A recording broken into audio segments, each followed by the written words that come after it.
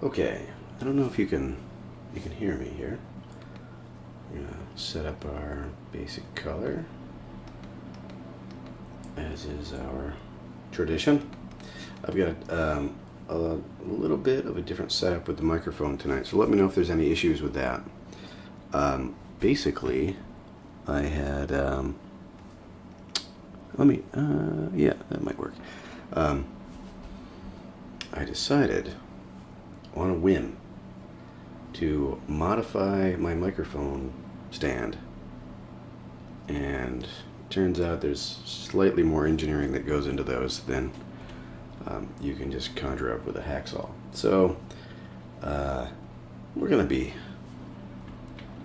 on a tripod for tonight, and then I'll get back to that project at some point.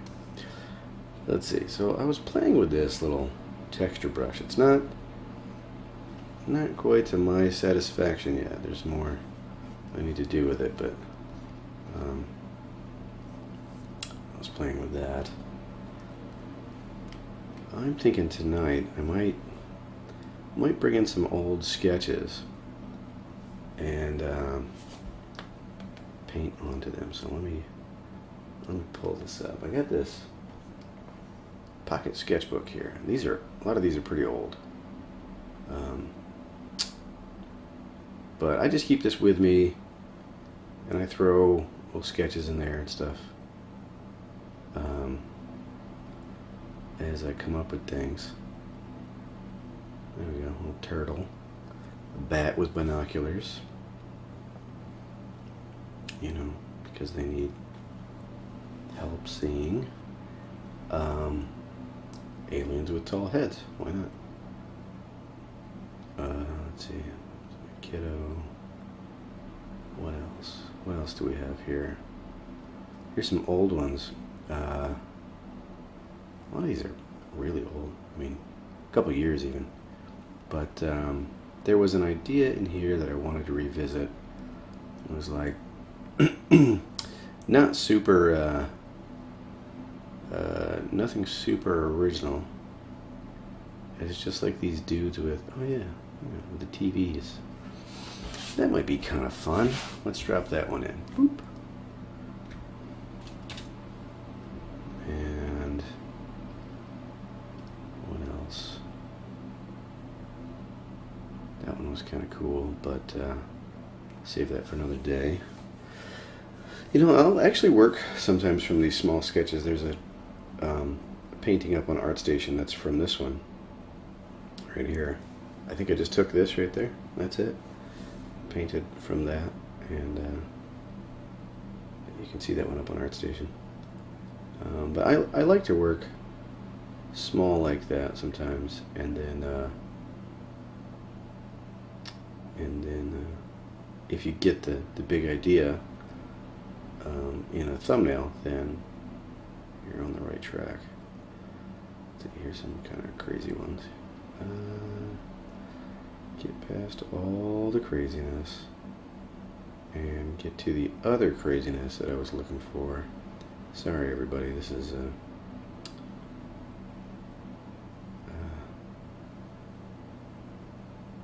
more thumbing through files than I had intended. But there's a particular set of sketches that I have in mind. I'm pretty sure they're in this folder.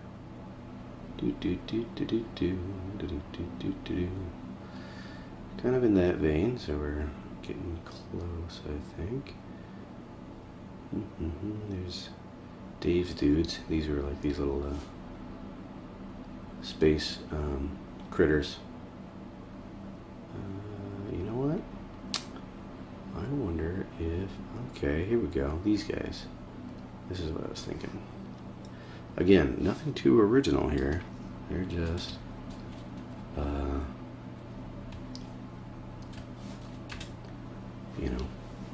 helmet soldiers.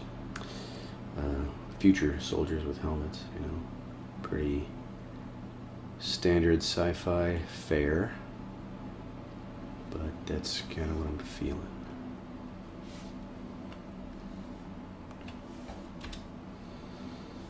There's another one. I feel like somewhere around here, like when I was sketching this, I did this like amphibious lawnmower. That's one that's got to be in here somewhere. There's also these ones, these chickens. Chickens in spacesuits.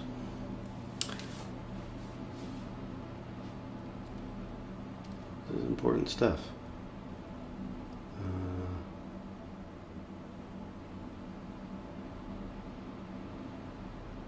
Okay, here's one. I think this is the one that I was looking for.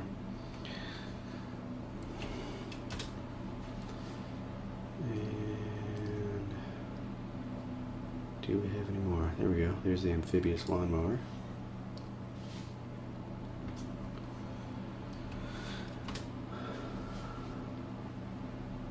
You know, a weed is a plant that you don't want in that spot. Could be any kind of plant. So seaweed, it would stand to reason, are not really weeds if you want them to be there. It's more like a sea lawn. Mousses. Okay, mousses. Okay. All right. Okay. I'll see myself out.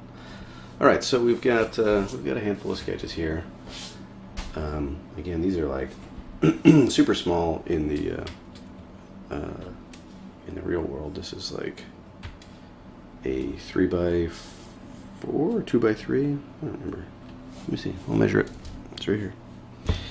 3x4. And that's a nice size. Fits right in my pocket. And take it with you anywhere. And with just like an ink pen, like a Copic multi-liner, or even just a mechanical pencil, you can get some nice mileage and a decent fidelity, even even at that scale. Excuse me. I just noticed there's some couple of messages in the chat, so we're going to check that out. Eric, how's it going, man? Are you down for a Discord chat tomorrow night? Tomorrow night. Tomorrow's kind of a busy day for me, but let me, after the live stream, I will check my calendar and I'll DM you about that. And tell me what question you wanted me to think of again. I completely forgot, but I know it was something interesting that I wanted to really think about. I don't remember a specific question. I was thinking that the topic in my mind would be to look at what you have been working on since the last time we talked. So if you have been working on characters, or I want to say landscapes, but I know that wasn't really what you had in mind. I seem to remember it was characters and like clothing and that sort of thing. So it doesn't have to be those things, but whatever it's been that you've been working on, I'd like to see the progress. I think that would be a good way to approach it. Okay, so let's see. Lawnmower? No, I like these guys.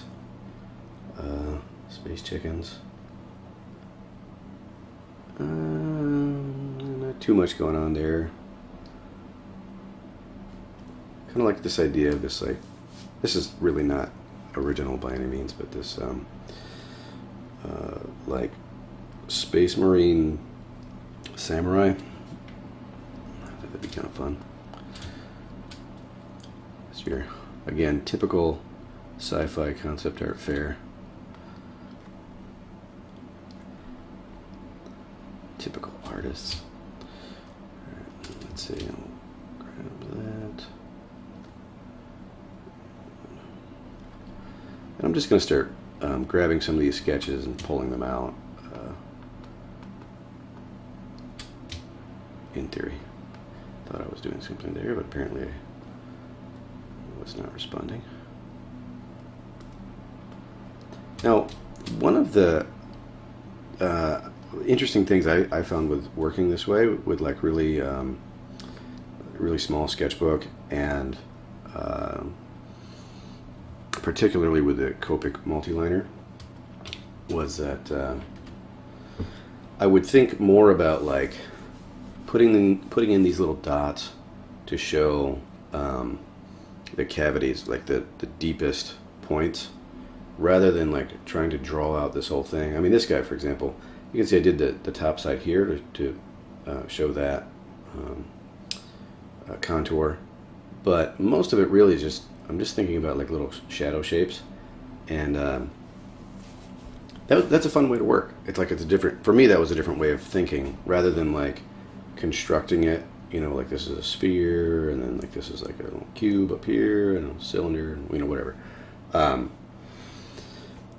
Instead of doing that, you know, you just kind of start with like this general pose, like I think the arms are going to be up, and then, you know, shadows are going to fall down on the body, so, you know, near the legs, especially depending on the tilt of the leg, the shadows are just going to cast. So if like one leg is back and one leg's forward, then it would stand to reason that the leg going back has its faces down, right? So if you're looking at the front of the character, so you just map out those downward facing planes and just, you know, drop in a little black spots here and there, and then bada bing bada boom, before you know it, you've got something that starts to resemble a character. And then once you have something on the canvas, it's really not much work from there to start responding to what you're seeing and like make decisions about what would improve it.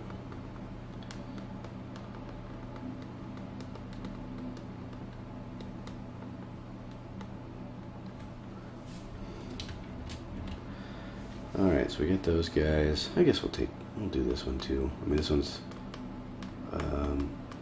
not a super interesting pose, but we'll take it. And it's been a while since I've done any real lasso work, so I know I'm like doing this super wrong. Basically, the better way, in my opinion, to do lassoing is to map those large forms. You know, so this head here, try to get that sphere shape, and then these little bits, rather than like really meticulously coming around and then going up and then down. You know, this way you get curves where you need them, and sharp corners where you need them as well, if you're just following the forms. Alright, so we're going to take that. Okay.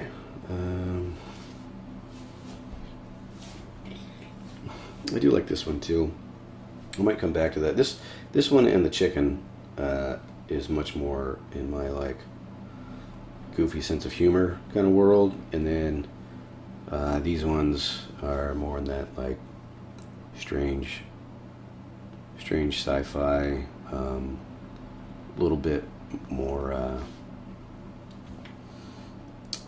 moody, a little bit more dramatic, which, you know, it's fun too. This one up there.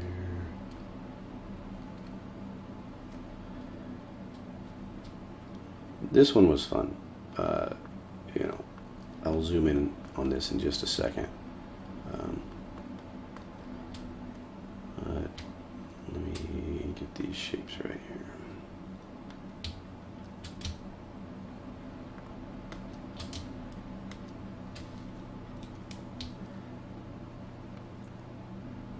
And the reason I say this one was fun is that it, you know, the shapes just kind of dissolve, and then there's all these little drawings in it. I don't know, maybe that's like kind of stupid and conceited to say, here's a page in my sketchbook that I really like how it came out. But you can see I like started with this character, did like the bust, and then, you know, I put in these characters in the background, and like a couple guys here. So they may not really read that way. Maybe we'll flesh it out a little more, but that's how it read to me. Like, so that this is a, you know, this is a dude back here.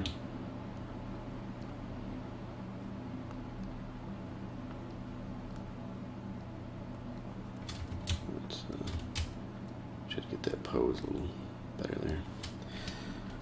And then there's a dude here. Whoop.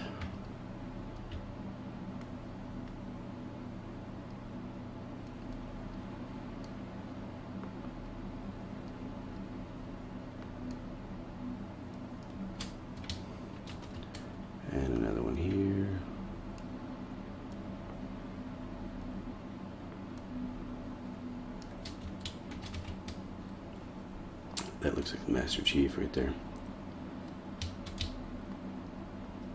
Just getting it out ahead of the accusations. Yes, I acknowledge.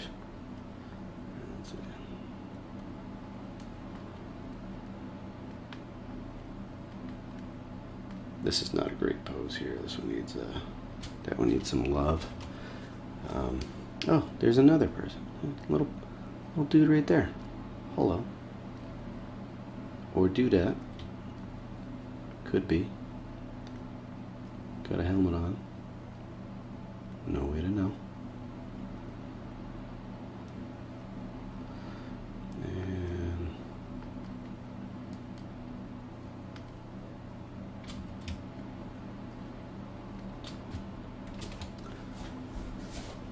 some little people in here. Hey, little people.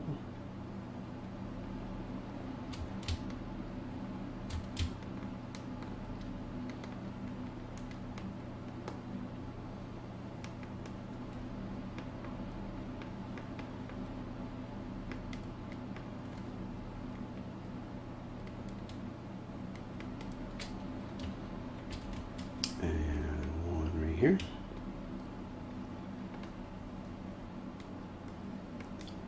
I don't know if any of these are coming through as like making any sense until we get rid of this background and we show them all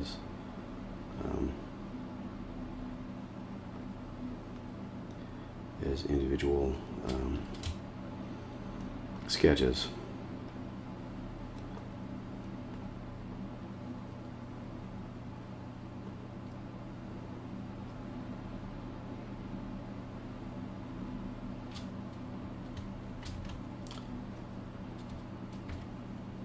Yeah, I think I want to add that in. Right there. And what else am I not seeing? Here's this one, of course.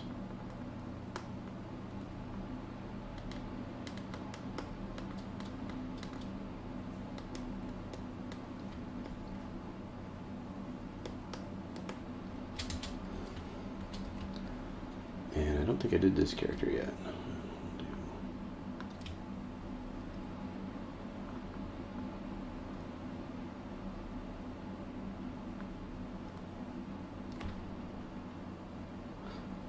And again, with the lasso tool, if you need a straight line, you can start somewhere and then come out away from it, and then let go. Snaps. We'll snap right over to it, which can be handy. All right, and this, I think the leg is a little funky on this character, so let's see if I can get that proportion a little bit more believable.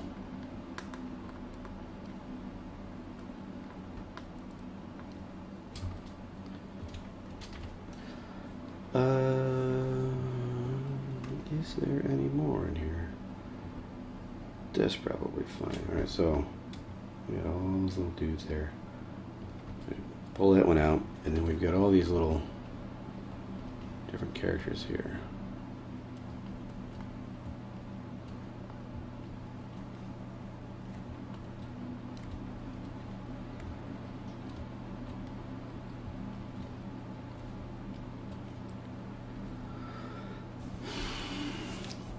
Okay, hide all those. We'll get to the next batch.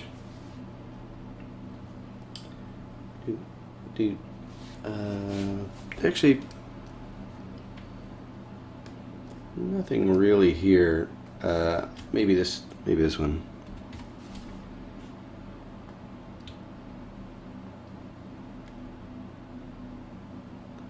Not sure if I want to keep this as like a strong silhouette, or if I want to have that be light up on top there. So what I mean is we include the white above if we want it to appear as though that's light hitting the top of that surface, or if we just want to push that all to black, that might be another choice, right? So I'll just, well, I'll show you what I mean. We'll do Control-Shift-C, Control-V, and then I'll control-click that, so we'll get the selection that we had before. And then I'm going to erase out the white portion here.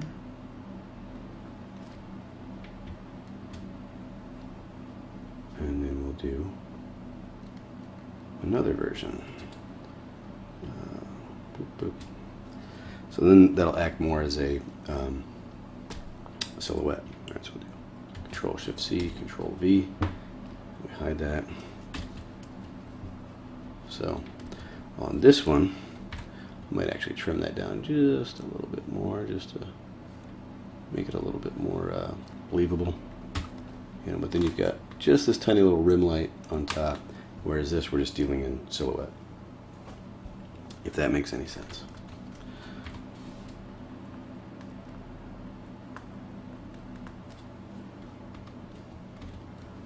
What are you trying to say, Eric? Use more words. All right, so let's jump to the last sketch page. And again, it's not just you know, the designs themselves, but the posing as well. That would make them interesting.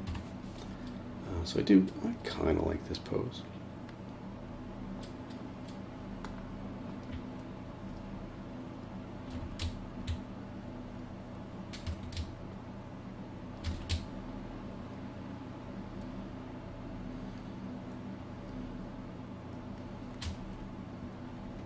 Yeah, we'll keep that. Just debating whether I wanted, again, that rim light or not.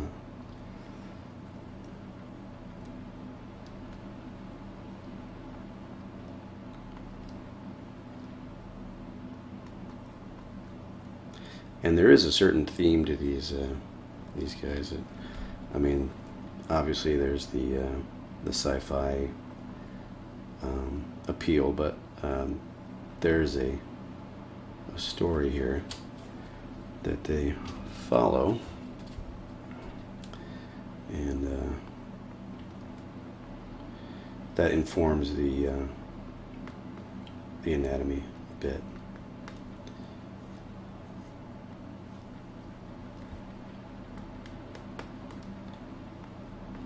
They say yes, go on. I'm not sure how much I want to jump into the story, but suffice to say that they're not really humanoid underneath these frames, and these give them a human semblance. That's the idea.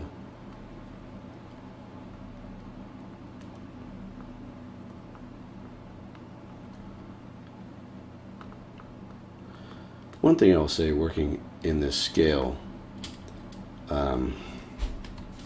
when you're sketching, you really can hit the wall pretty fast. You know, like if like this hand, for example, I'm looking at, it's too big, and you know, it doesn't take much. So you've got this massive mitt on this character that's, you know, just not supposed to have that kind of a frame. I don't really like this pose, but I'm going to see if we can reimagine the way that this drawing was done.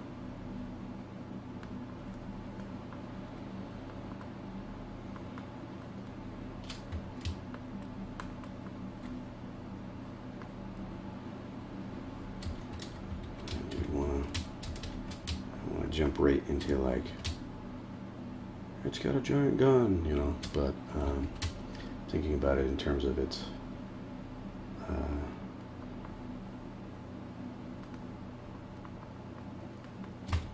terms of the graphic read on it.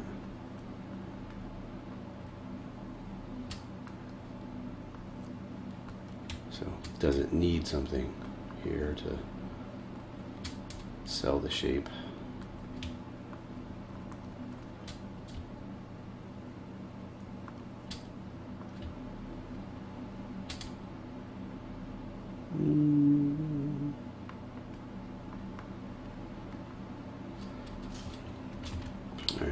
see what happens with that. And this one's got like a creepy pose going on here. I'll adjust that just a little bit.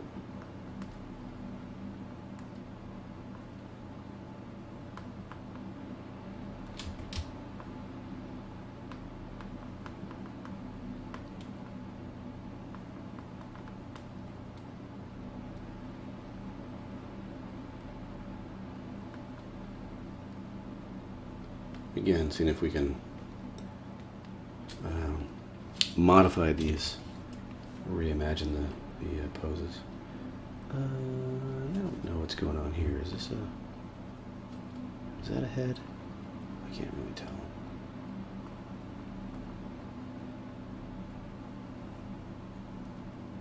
He's got like this giant backpack thing going on here.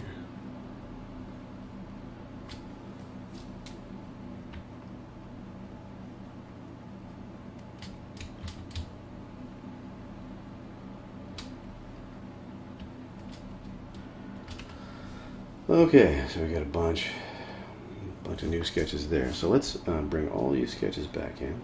Boop, boop, boop, boop. Sound effects.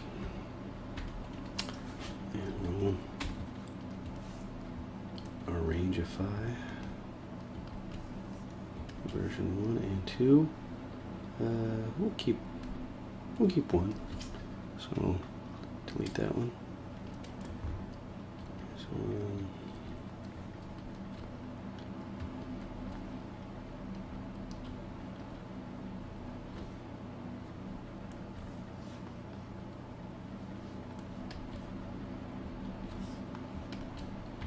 maybe we'll do these kind of by their the directionality of their pose. So.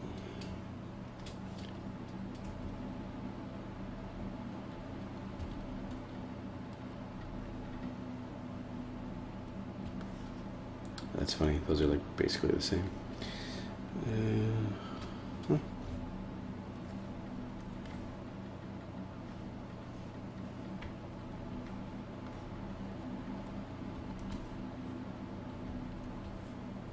And this one kind of got washed out.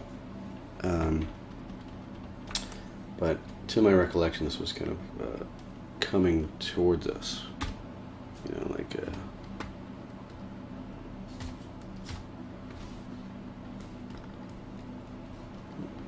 foot out like this, and foot back. Look at that. Again, with just the simplicity of that, you know, the placing the light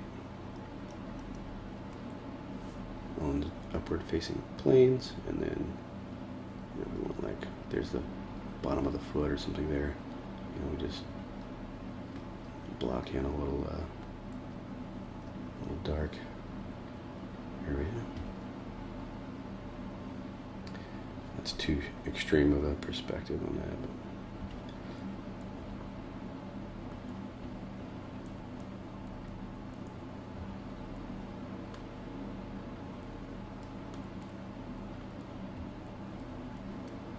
oh boy, falling apart.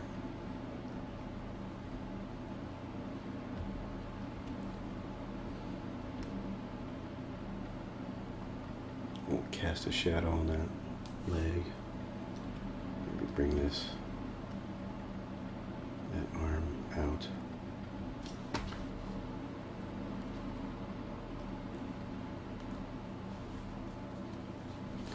Yeah, it's definitely too much going on there, but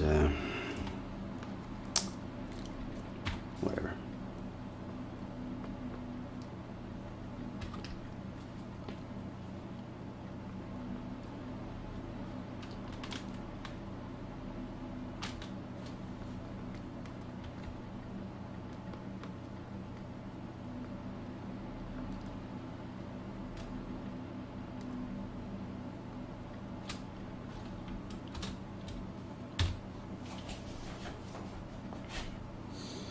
And the head is looking a bit large to my liking. You know, they have these like little apparatuses around them, and then basically like a bulbous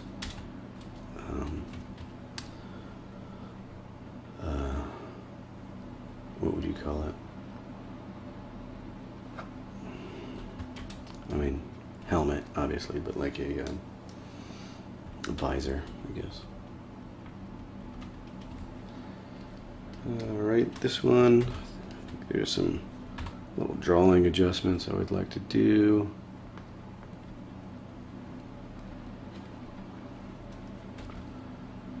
Get these shapes all figured out.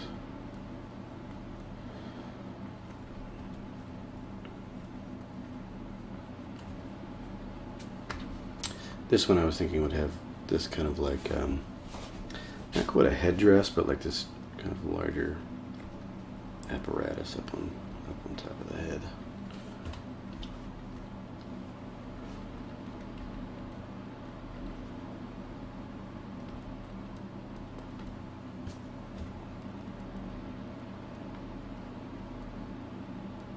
And I want to be careful with the form language there, because I do want this. I want the roundness of this, that white shape to come through.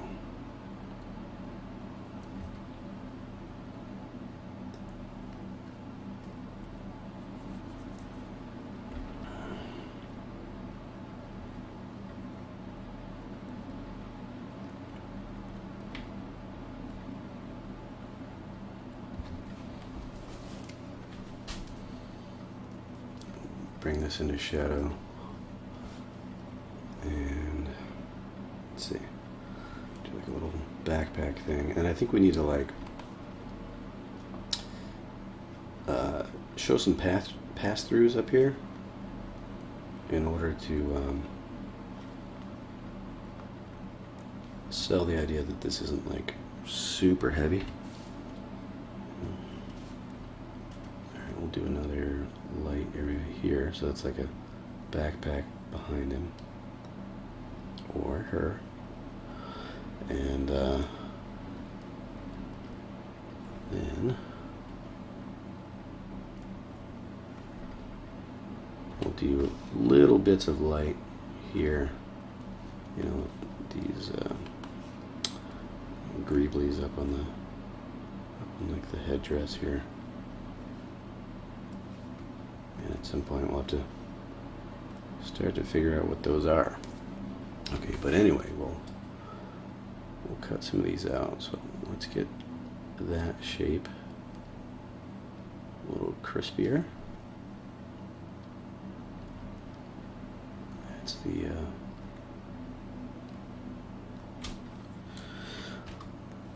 That's the terminology we're using. Crispy.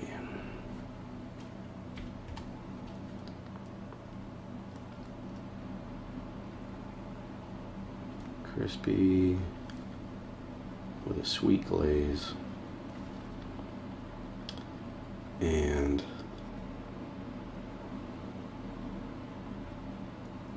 raspberry filling. Can't see that part, but it's in there. Alright, I'm getting lost in the weeds here. I think I should back up and think about this as a larger shape.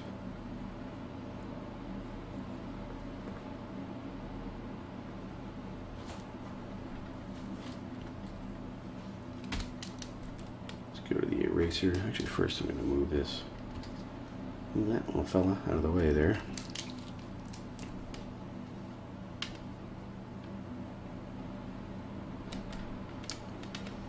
Start cutting away at this. I love this eraser. It's one of my favorites. Just has a nice way of messing things up. And I mean, right there, lighten everything up, but you still get these little pass-throughs and stuff, little remnants of what was there before that are nice. Oh, he's got an American flag patch. This is kind of in the future, and he's not American in this storyline, so we'll have to change that.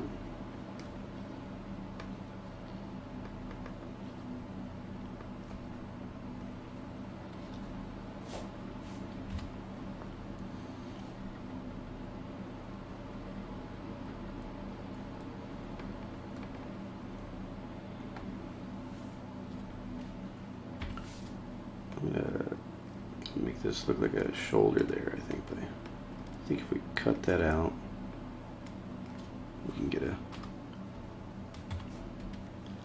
different read on it.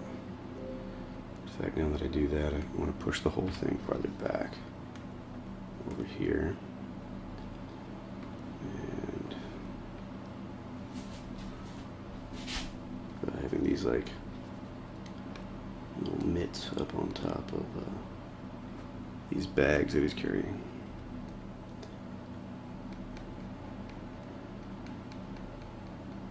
So we'll just cast a little shadow under those fingers.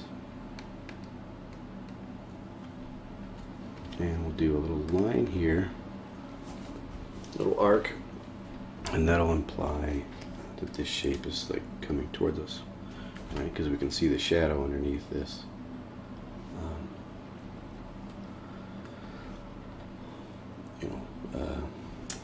Sleeve. Gosh, spacing out on basic words here. Should sleep more. That might help. All right. Got this little hose type thing here.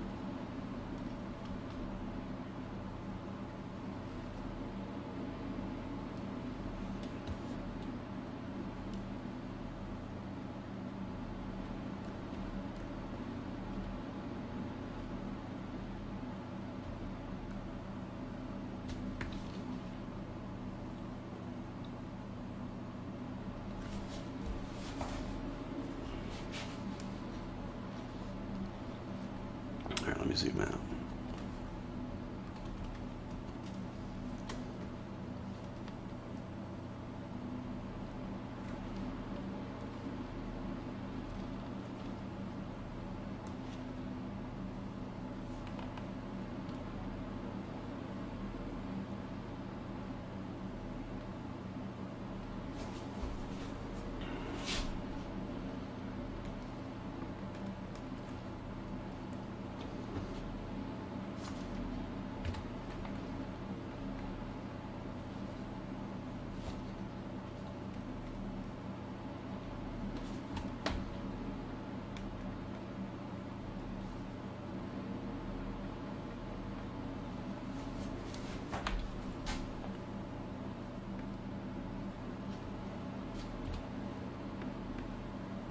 Again, with those real simple arcs that describe the form.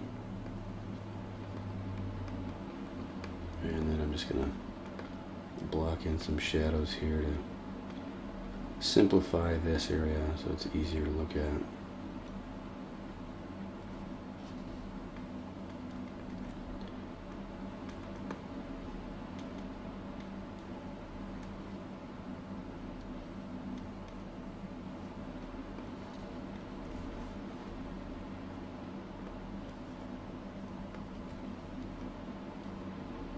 The hand is too big, or rather the forearm is too long, so the hand is too far out, so I'm going to bring that over.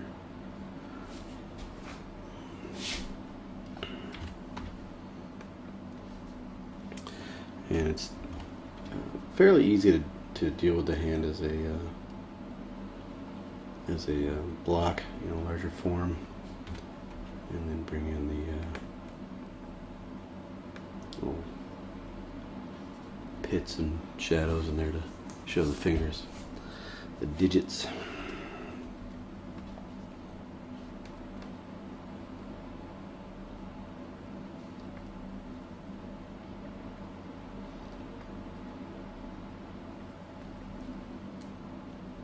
We'll put all this side into shadow.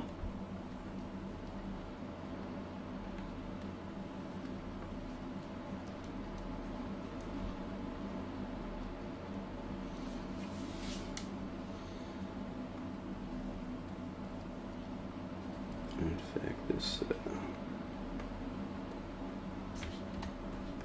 knee here. So, I'm developing these characters. The idea, borrowing a little bit from like the Greek idea of like ideal proportions and stuff. So the gist of it is that they are kind of these like alien, like these once human aliens, right? And their objective is to basically return to humanity. And so, without these frames, these enclosures that they're in that kind of give them this human form, this humanoid form, they're all kind of spindly and wispy kind of creatures. But they have this objective of returning to humanity. And so so that their forms, I'll have to play with it a bit. It's like, the idea, there's like a little bit of a catch-22 there, because they are not really humanoid in nature, and yet that is their ideal. So, they're like building these frames for themselves that make them appear more humanoid.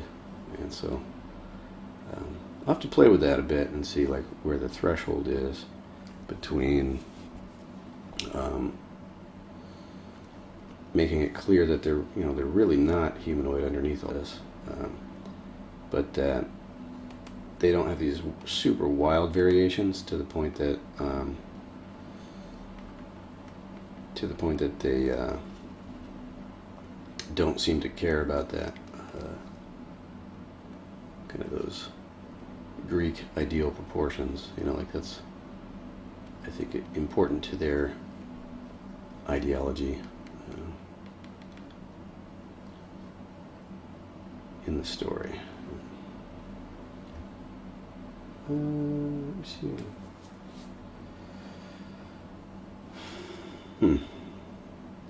Well, it looks like the stream is having some kind of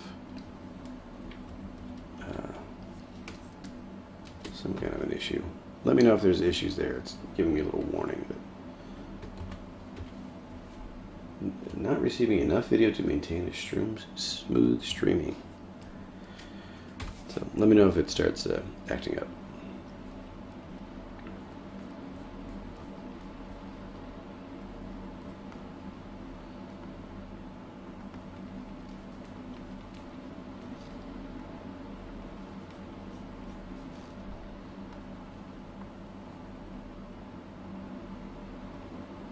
So I say all that, and then this is when I'm going to start making these things weirder and weirder. Just seems to be like some weird Freudian thing about that. Like, you know what? I really think that these need to be less like this, and then I make them more like that. I don't know. Maybe that's just the nature of the beast, dude. Like, now that it's in your head, you've got to try it.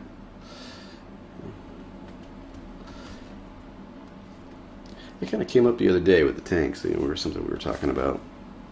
It was like, well, whatever we do, we probably shouldn't do this. And I'm like, we should try that. That sounds like something that would be interesting to see if it works, now that we've concluded that it won't. I don't know.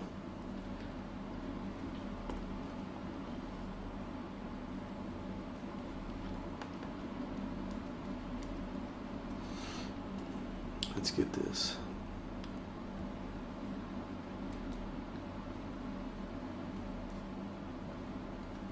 That's the lefty. Do we want him to have a, dude with a spear?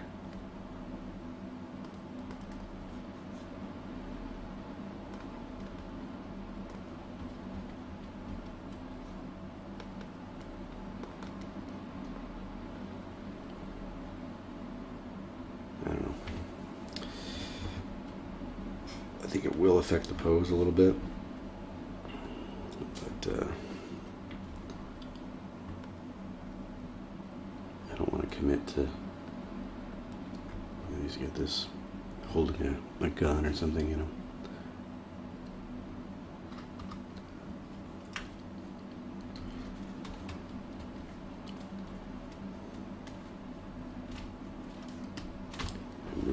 way so that it's more in isolation and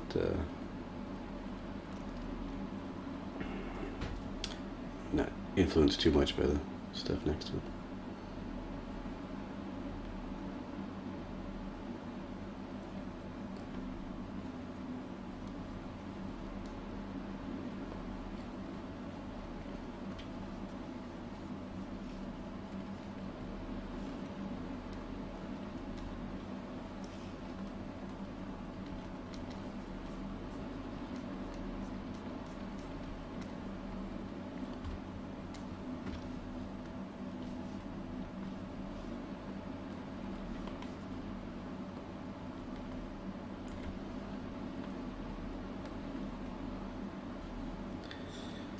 Need to get this cast shadow there from the arm. Darken all this up. The body in general, I'm kind of showing these as darker to make this kind of white area on the head pop out more. At least that's the idea.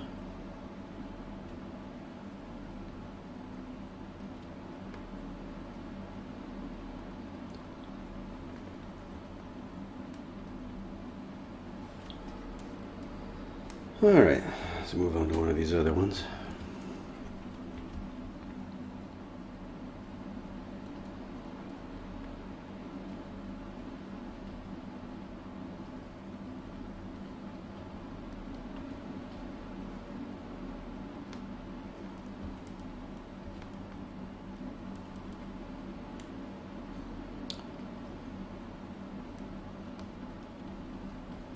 I have oh, hey, looking at the chat. See, Steve Walton's here.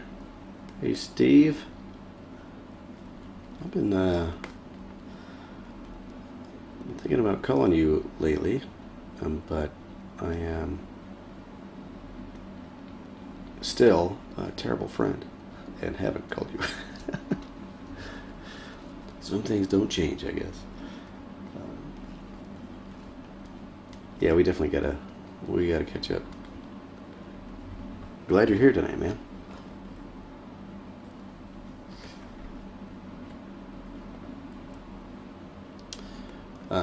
Yeah, I was just about to say that generally with characters, like when I started out, I liked to idealize things more, and as I got into it, it seemed just way more interesting, way more genuine to me to have these characters that just weren't like bodybuilders, like they're all just like kind of normal, a little bit of a nerd neck or something, not quite that thin, but like arms that look like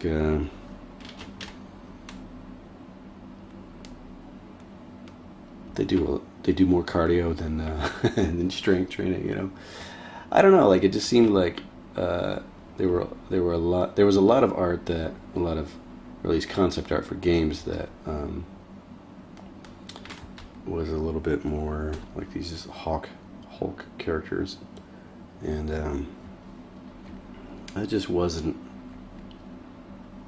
It didn't really interest me anymore, I think when you're first like getting into drawing and painting anatomy, and you figure out where all the muscles go and connect and all that stuff, and then you get like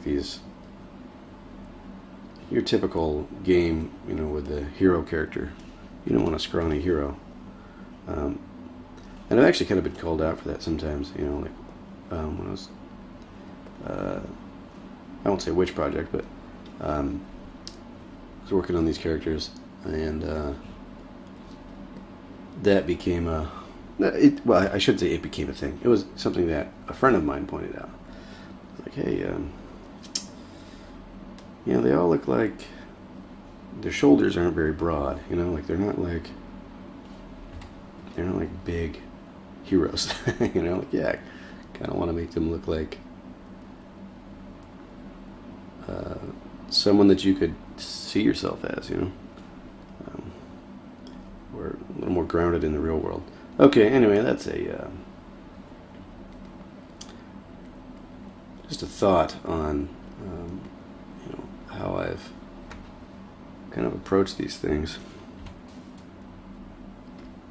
But at the end of the day, you make it fit whatever whatever the demands of the project is.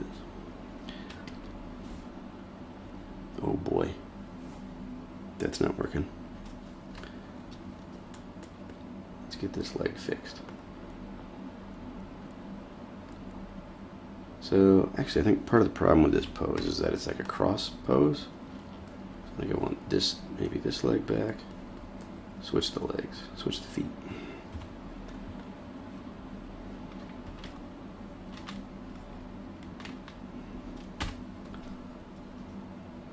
So this foot up rather than having him kind of crossed over, if that makes sense. So I'll put the leg here. And we'll just stop there. Maybe. Will we? Will we stop there? No. It's a typical Wednesday. We are not going to stop there.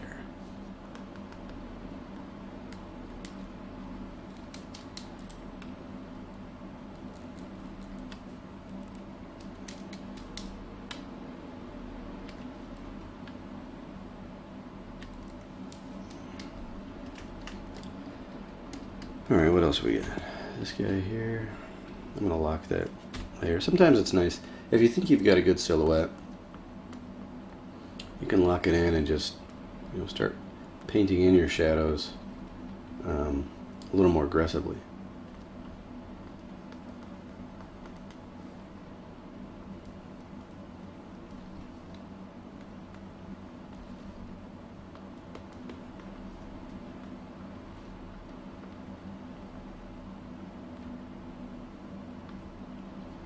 Let's see, where do we want this?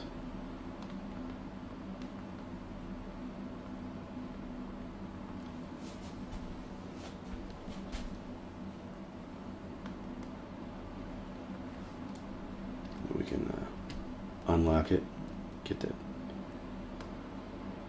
foot in there.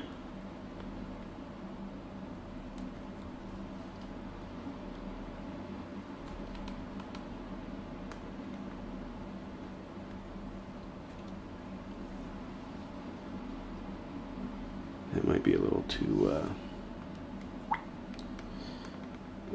almost looks like he's barefoot.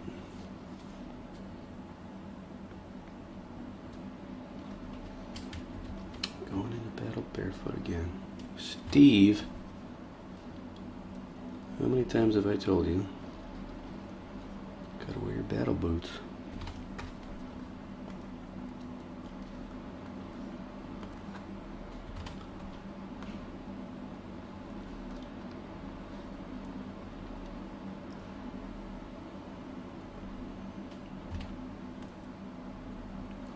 Actually, might take that whole area here and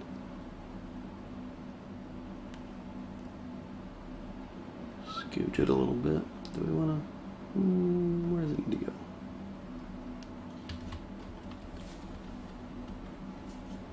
That's not working.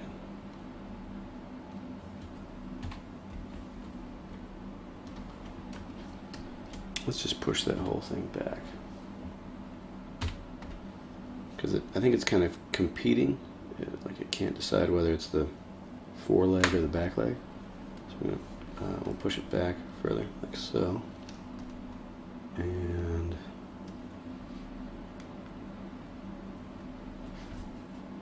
I think we can bring in some more, like a hard shadow there. And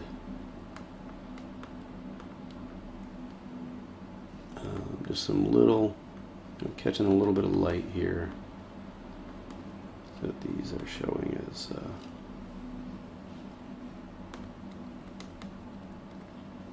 objects that are have a little bit more substance to them.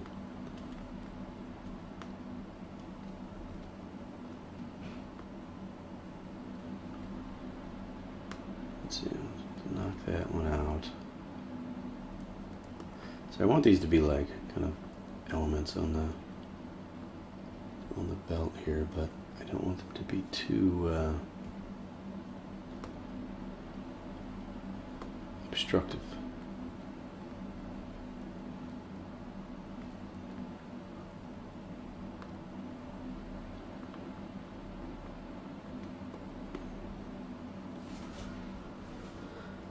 I think we can tighten this up so that it's not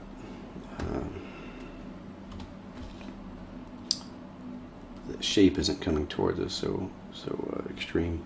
You know, it's just a tighter light shape there will imply that it's kind of, it'll change the angle that we seem to be viewing it at. All right, this one I'm gonna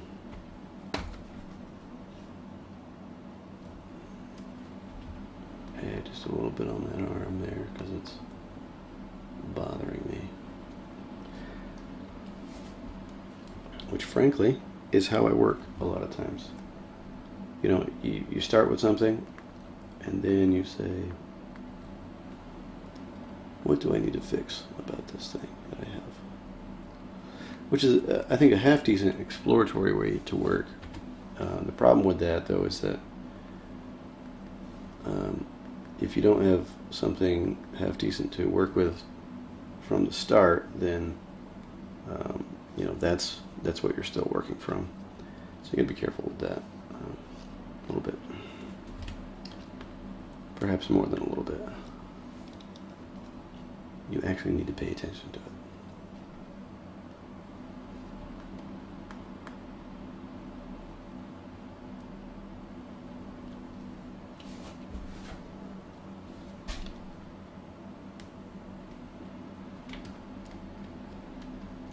Let's see, I got this. This is very, this is pretty loose right there. Let's see what we can turn this into. I think this was one of the ones that I wasn't thrilled with coming into it.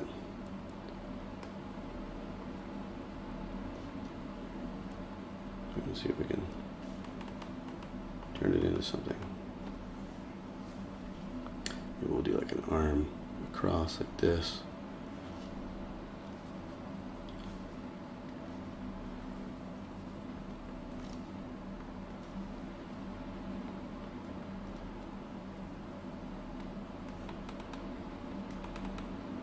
So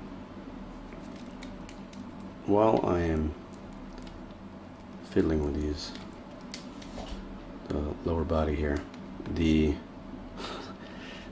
fiddling with the legs, the thing that I want to talk about here is that if you drop a plumb line down from the neck, that can tell you where the center of gravity needs to end up. So if it's leaning on a staff here, you know, you could have a leg back and have it, even have it like a little bit, you know, if the knee's bent, then there's less pressure being applied to that leg. And it's the center of those points. Right, let me get this again. So the exception to the rule would be if you're in motion, you're running or something. You don't need to be planted because your momentum would be carrying you forward. But let me get this arm sorted out there. All right. But this can help us place these legs here, that little concept. Right. And I'm going to make them just a little bit taller here.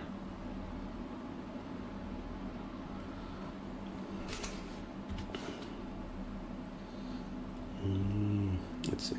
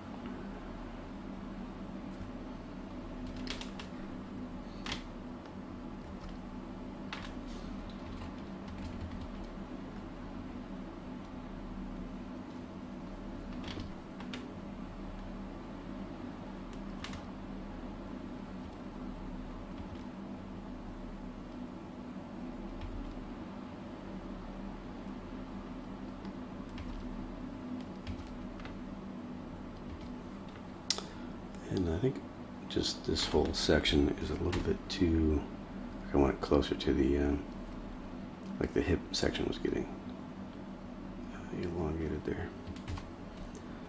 And I think we can erase a little piece of this so that is actually placed in space. And the arms here, that's like super long upper arm there, so I'm just going to move this whole thing closer.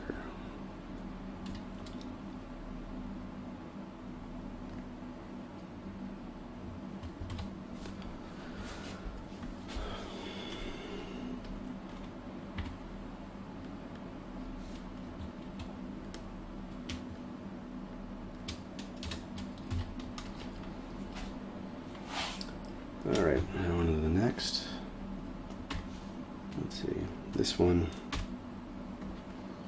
I think it's kind of looking towards us.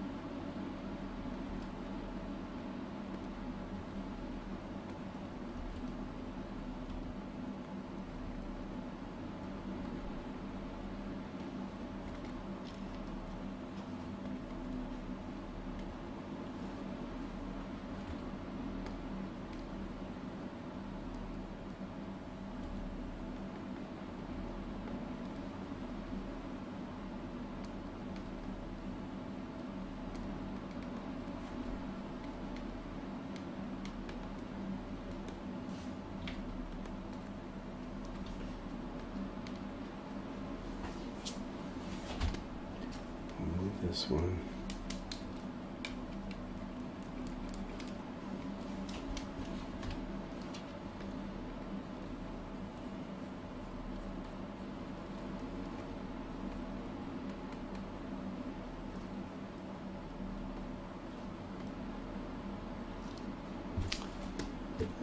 We'll move on to another one. This is a very similar idea to this guy here. Maybe we can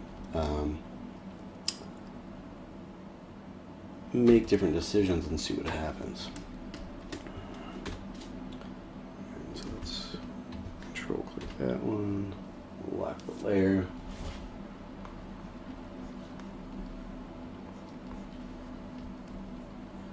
Maybe we'll do this guy with like a shadow cast on.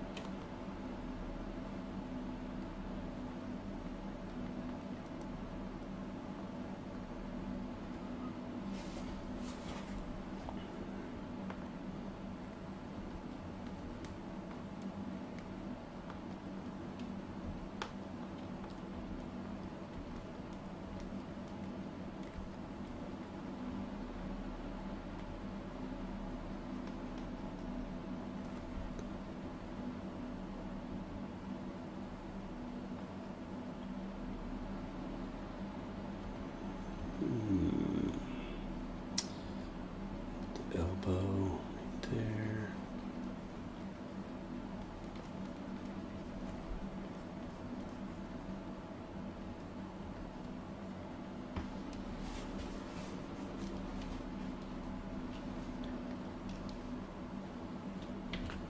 Let's fade that shadow in.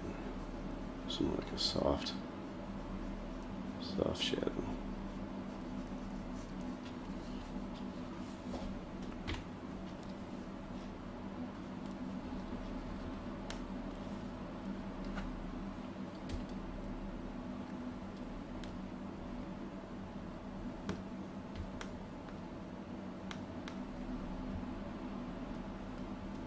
I forgot the whole premise of this thing is that they get these kind of bulbous looking helmets. I'll work that shadow back in. Try to go along the form.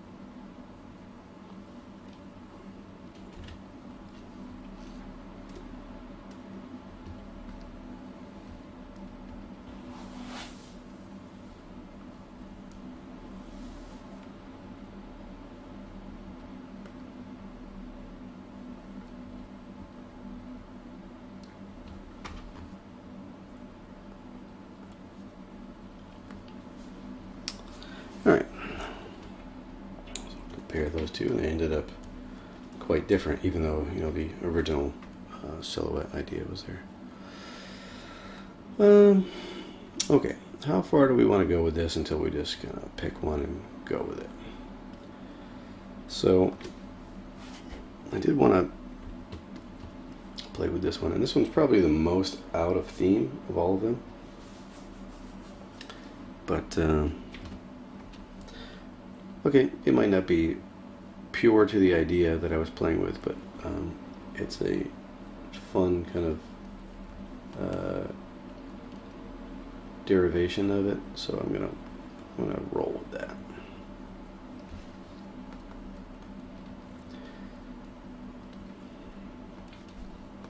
So I think I do need to start with blocking in these shadow shapes to figure out, you know, just what are we looking at here? Where do things belong in space?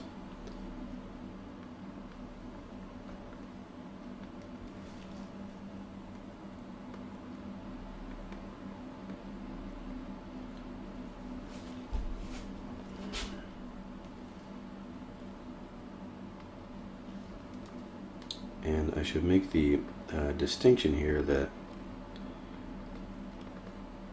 there's a difference between shading and shadows.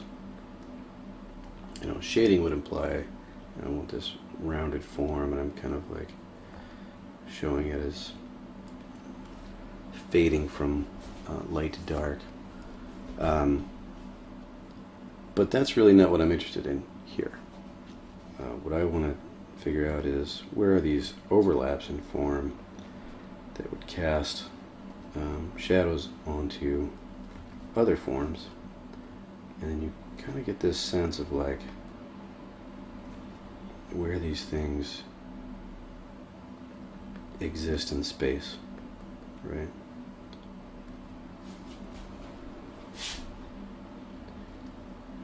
Maybe I'm not making a whole lot of sense with that, but regardless, that's what I'm doing.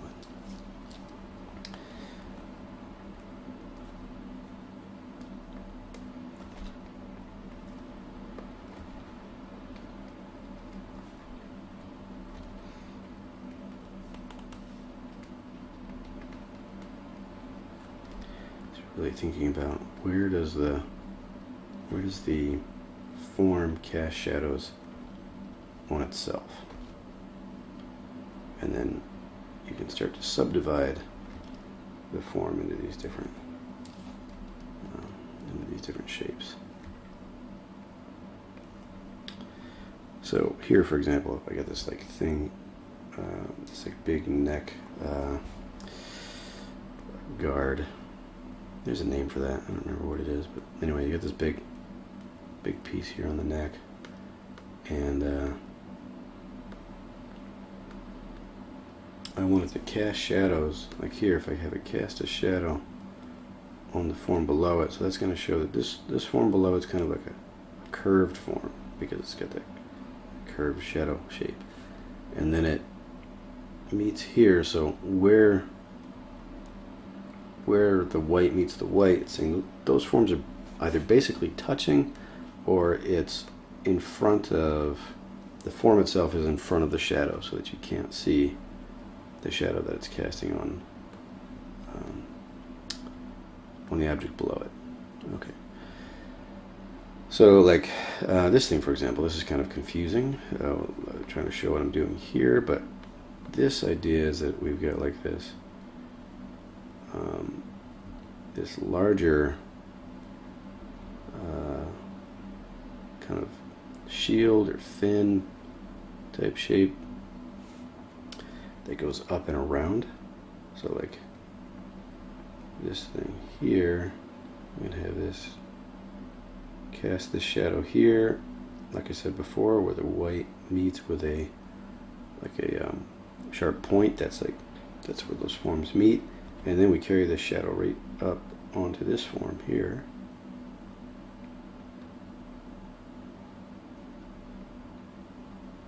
Like so.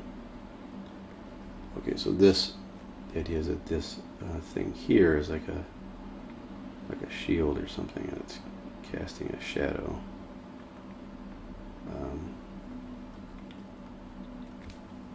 onto that shoulder, or onto that neck brace there. And then same thing here. I'm going to unlock this layer so that I can start playing with some of these ideas where this will come around the form, and then it's going to switch to black because that's the inside of that color. Okay, so anyway, what I'm saying with all this is that we're using black and white as shadow to show where these things are cast, and so the shape of the shadow is both the cast shape of the object, and it conforms to the planes of the object that it's being cast onto, and then that gives us information, spatial information.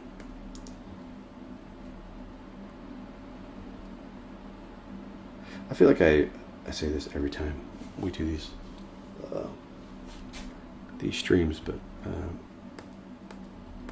still think it's important to explain what I'm thinking, why I'm approaching it that way.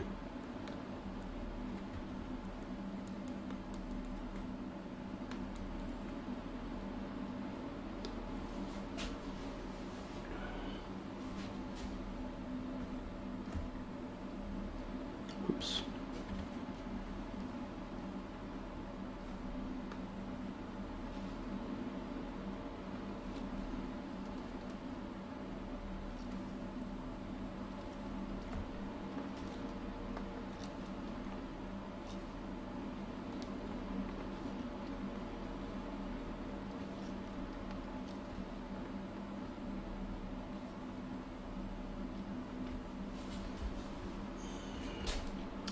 So like these forms right here, right? So if you think about this as a curve, it comes up and back like that. So then we want to show the back face. Right? Easy peasy.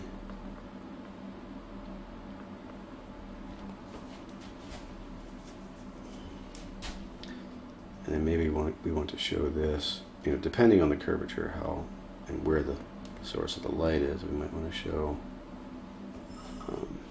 the shadow on that side. Let's see if we want to terminate those.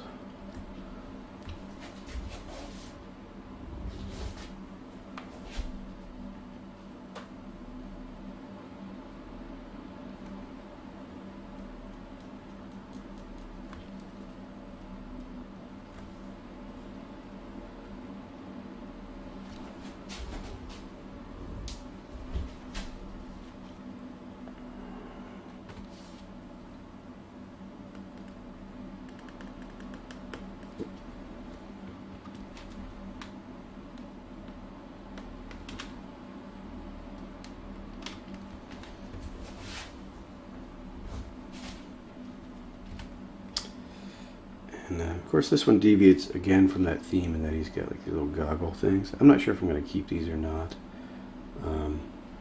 So I might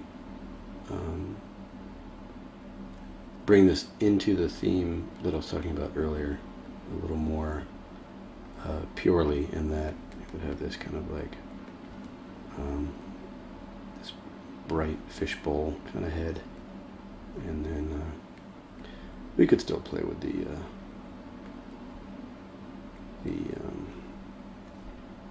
kind of ornamental elements of the helmet.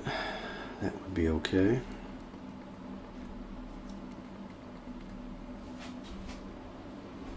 But that, you know, that kind of classic gas mask look. Again, run-of-the-mill concept art here.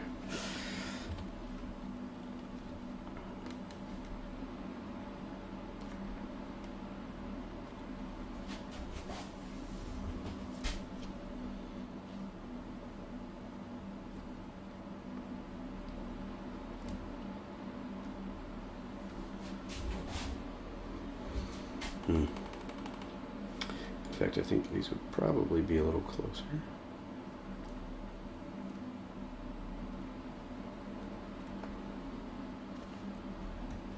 I haven't really been thinking too much about the actual like shape of the head. He has a very long face, you know.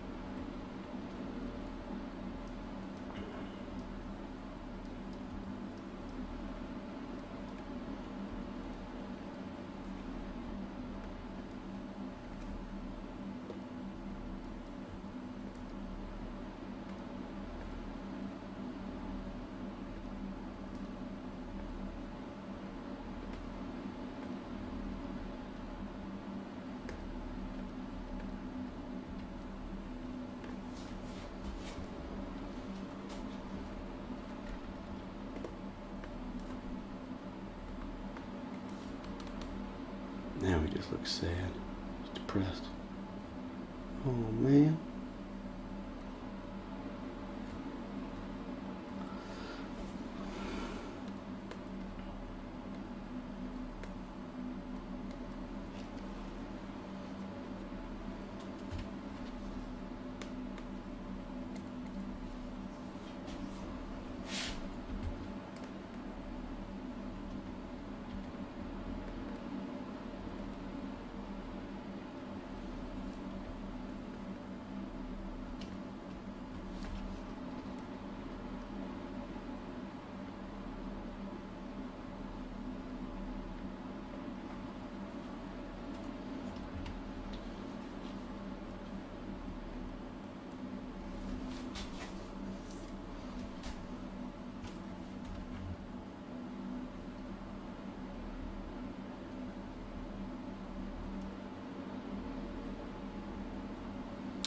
Alright, I think we need to bring in more of those samurai elements, and perhaps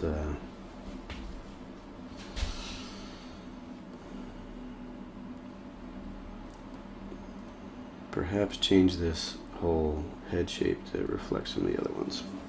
So that would be more or less redesigning the whole thing, which is fine, if that's what you've got time for.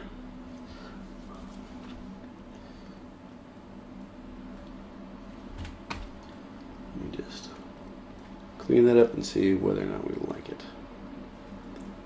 It almost feels like the horse gas masks. Yeah.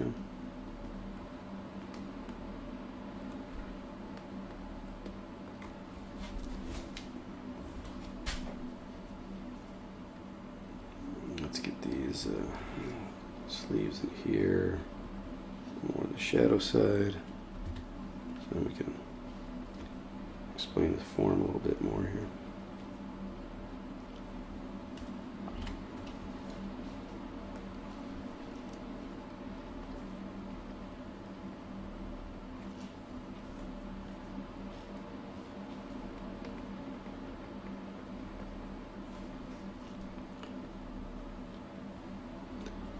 get this looking a little less symmetrical.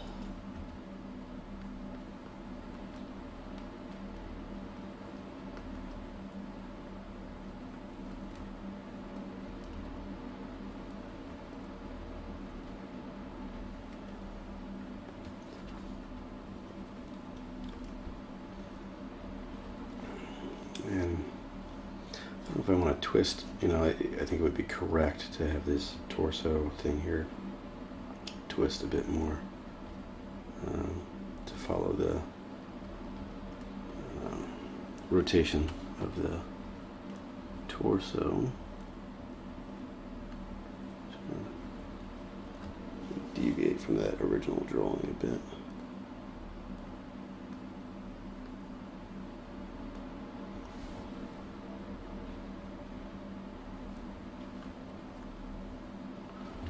And we'll bring these little shadows in here.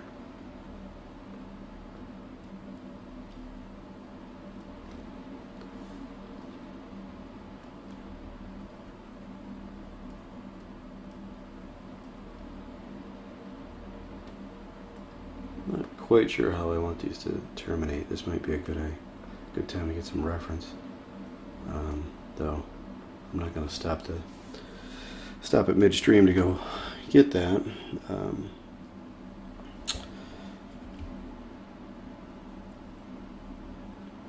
Gotta set a good example, Eric. Gotta stop and get the reference. No, I cannot. All right.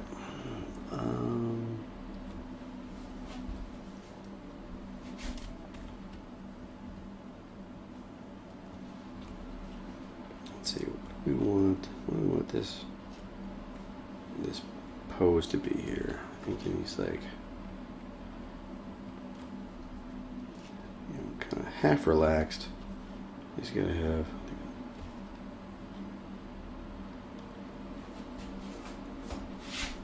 We want to turn this hand in like this.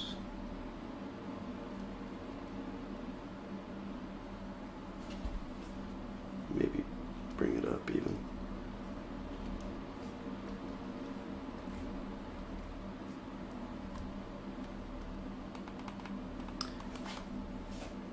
That's too relaxed.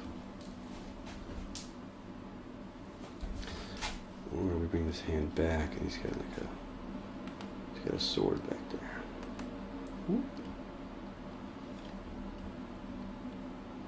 So we have to erase a lot of this stuff.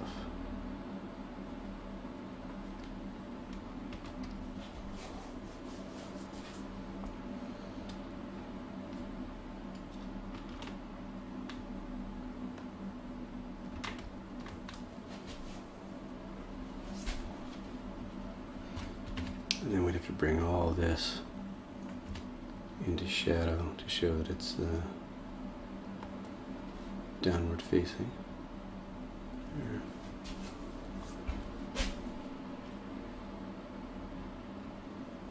And maybe change that form a little bit so that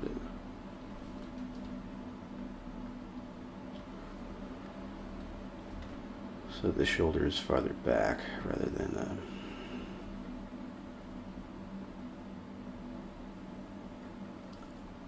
kind of aimed toward us, if that makes sense.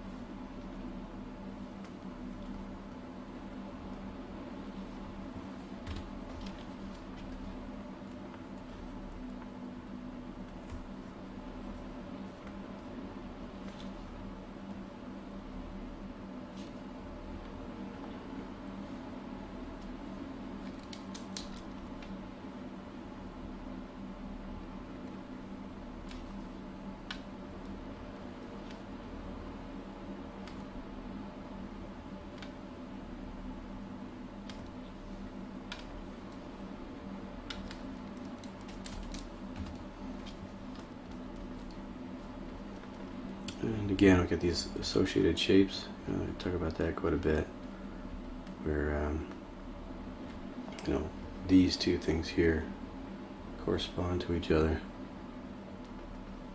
And one thing I'm going to do here is I'm going to have this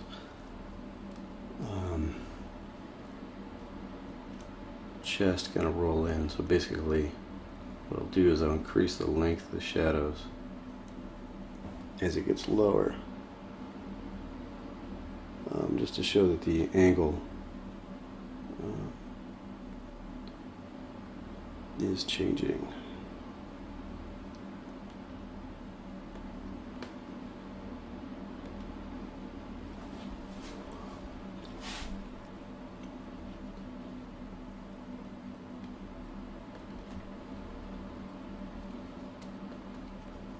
And actually, probably this whole arm might need to move.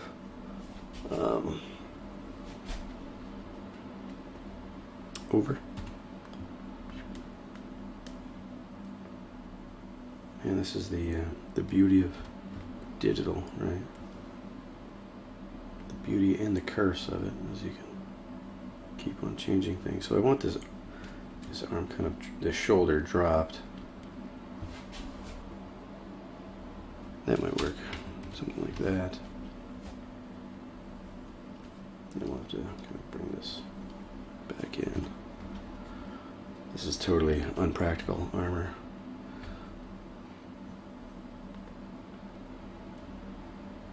It's impractical, Eric.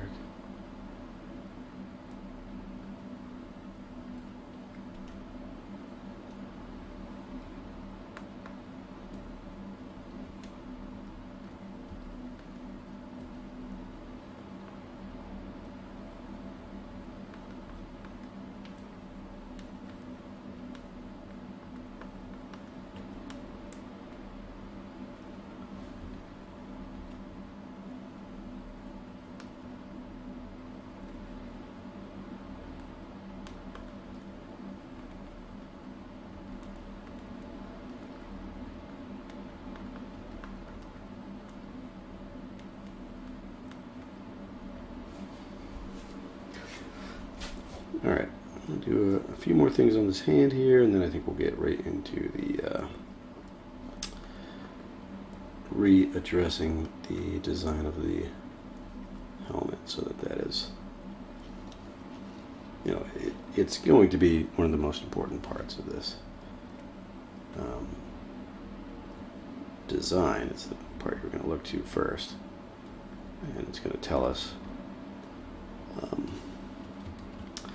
some story. The hands too are also pretty expressive. You know, they can kind of tell you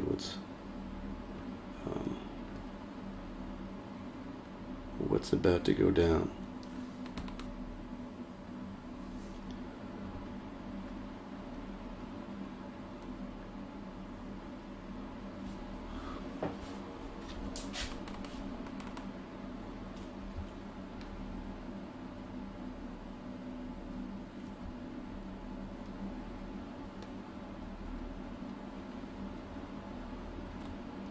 Alright, let's just do a quick block in on the lower body here.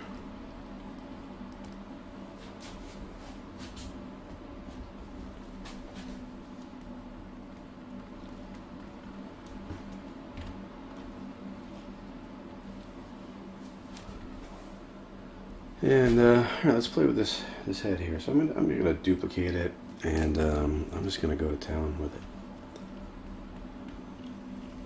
No need to really save much here. I'm thinking that we can modify this quite a bit in order to get more of like the, so you'd have these like those little side shields here, right? And I'm not sure whether or not we'll do like a visor, you know, because of course that would be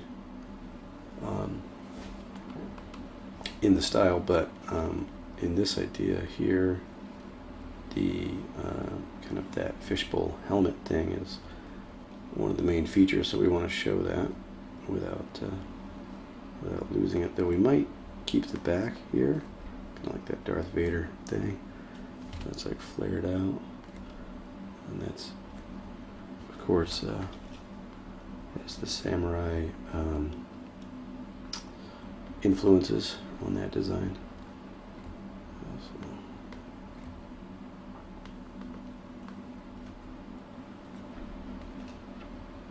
Of course, he says.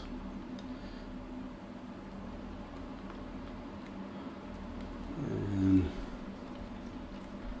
play with these a bit. Not have to get too crazy, but I think just a little bit of implication of patterning and breaking up those basic shapes, we start to see something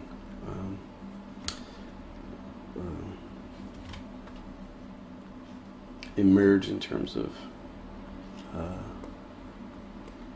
more interesting design.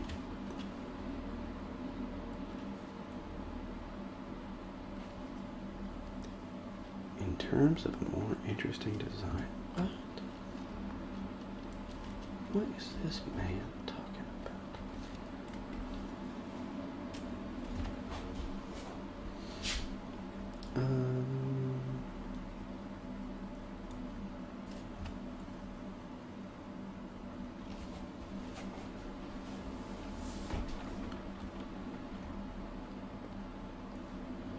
Man, I haven't worked in this method in a long time, and I like it. I kind of miss it. This is, I'm having fun.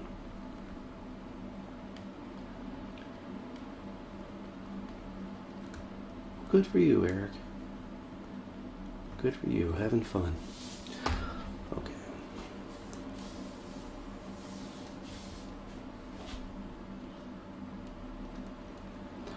So I want to imply, some little greeblies in here.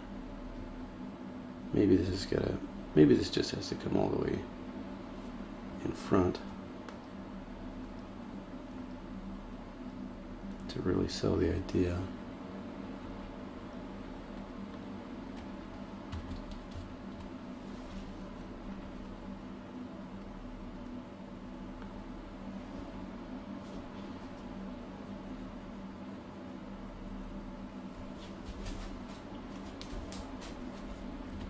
And this is much more downward facing, so I'm going to bring that more into shadow there.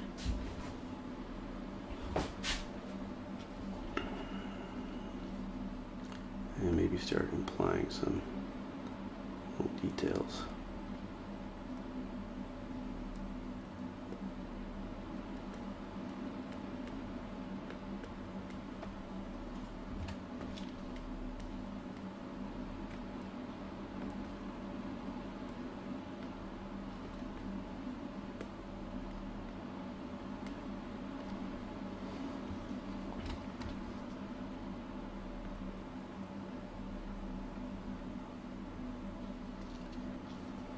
These are looking like eyes, which is not really intended, just kind of happened.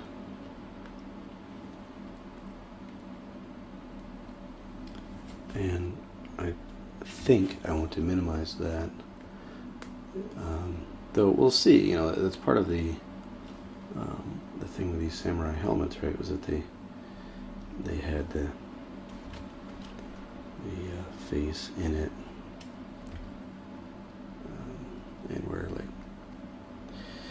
supposed to look super intimidating, and so even if we can show this is actually the actual helmet of the characters up here, and their face would be in here, like, hey, what's up?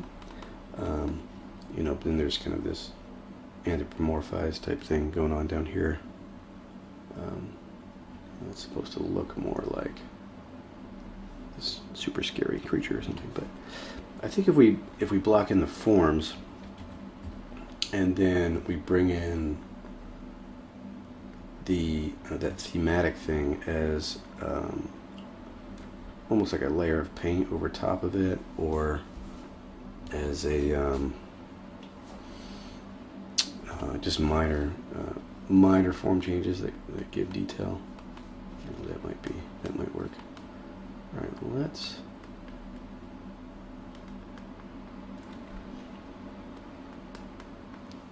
design these shapes a little bit more here.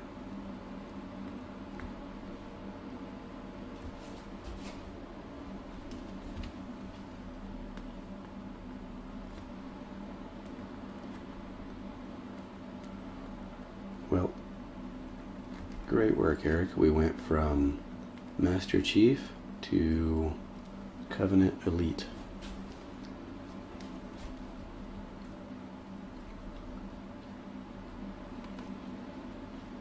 It's kind of picking up that vibe to me.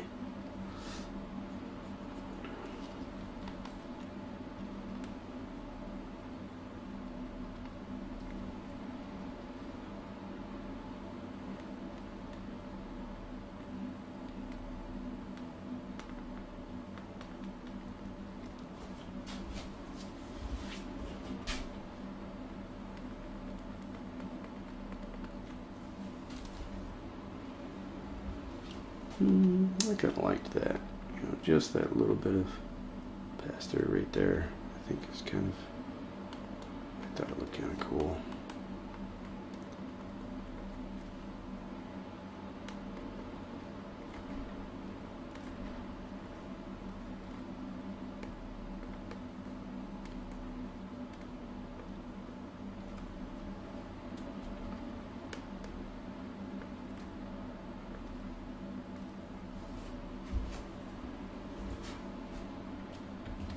Alright, looking at the chat here.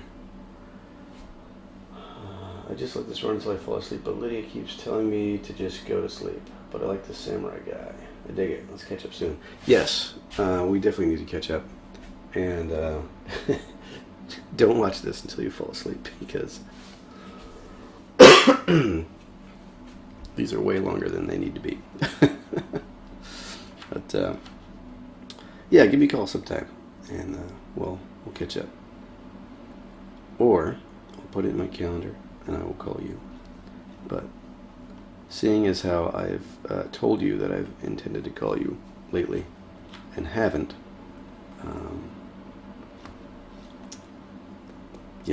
I'm unreliable.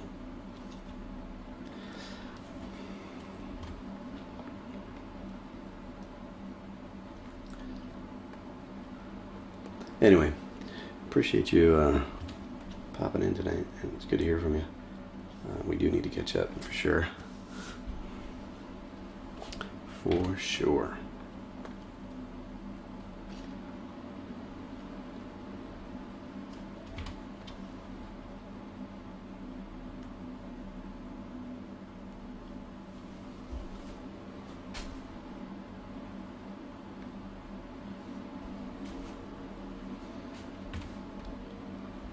Let's see, do I want to tighten that up on the top side, and then as it comes down the side here, we'll increase the size of that stroke.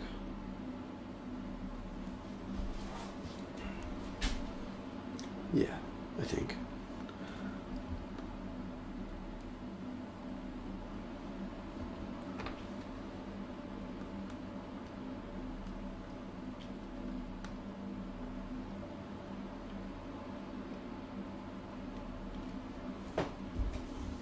Excuse me.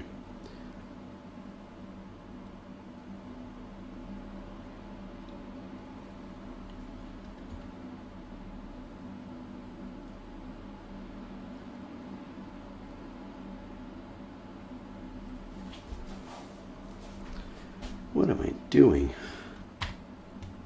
That hand is that's way out there. Let's see. Shoulder, elbow, wrist.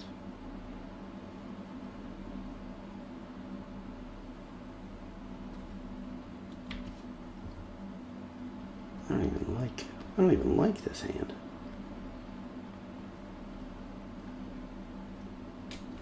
Sorry, guy. I'm voting you off the island.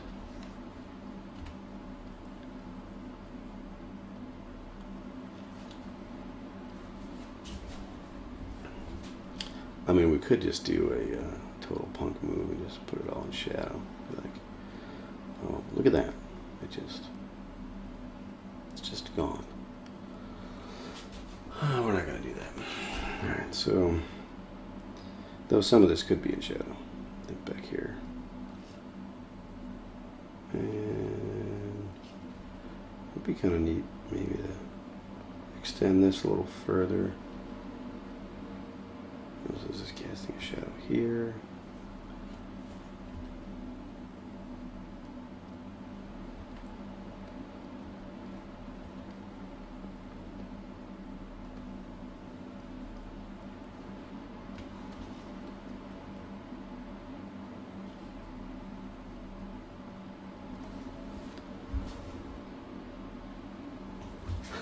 Still watching.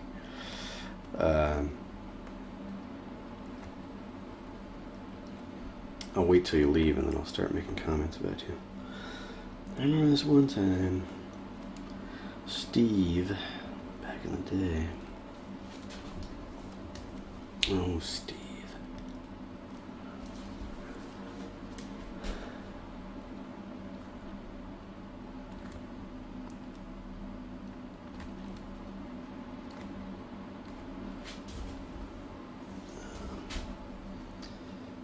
Let's see.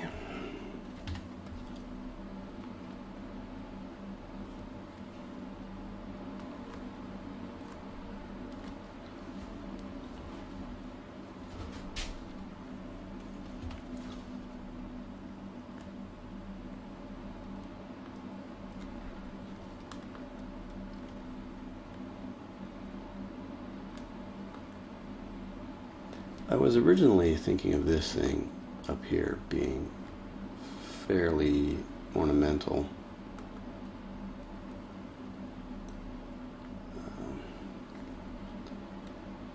What it is, though, I do not know.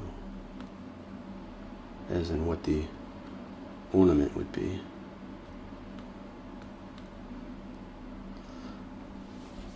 I guess I'd have to figure out the style of these things. This is why we're here.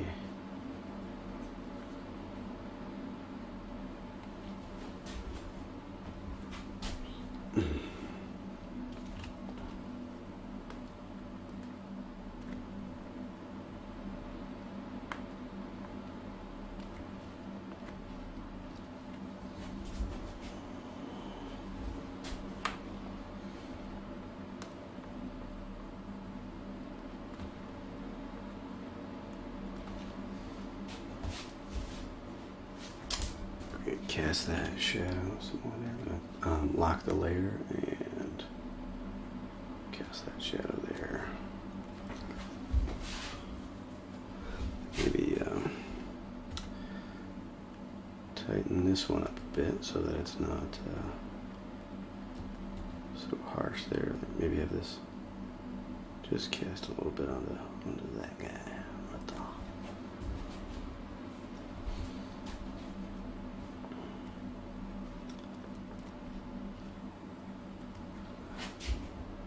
So while I'm just noodling with this, I gotta say, just speaking my mind here, if any of you are looking for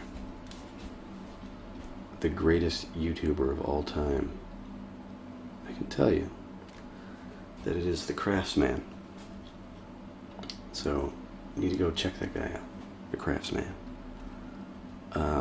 When I was doing some of the early stuff on Fantastic Tanks, I was trying to figure out how to do molding and casting. And this guy had put these videos together. And I thought, okay, I'll check out, what he's got to say on molding and casting. And I had not, this is when I discovered him. I had not heard of him yet. And anyway, it was like very informative and like the most hilarious thing I'd seen in a while. And like just super wholesome too. And then you know, I started watching some of his other stuff, and it's like he's throwing in these like Star Wars jokes and G.I. Joe and just, I don't know, just stuff that like, I don't know, brings me back to my childhood. And I just think he's the best. He's just hilarious. Hilarious and has really great informative content. You know, if you want to learn different types of things like 3D printing and casting, and it's mostly like 3D crafty stuff. You know, like just little projects that you can do, and a lot of them are not particularly like high dollar. They're really accessible type of projects. And he definitely, I just gotta say, I'm still just plugging Craftsman here, but he just has a exploratory, inquisitive mind. You know, he seems to do stuff because he likes it and wants to learn that thing and then wants to share that. You know, so anyway, he's totally my favorite YouTuber. Always excited about his stuff.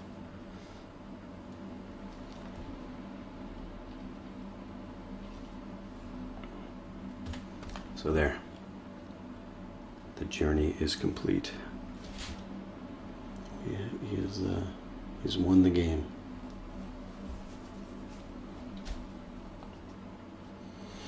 Alright. So this hand, I kind of want to show this like let's see, how would I do this? Like kind of at the ready. You know, like if you've got a sword in one hand and you're like I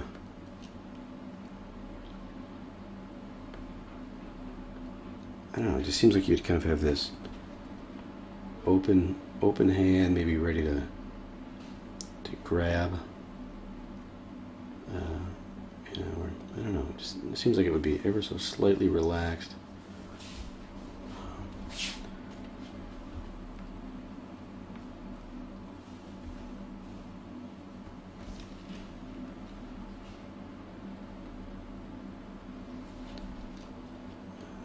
Let's see.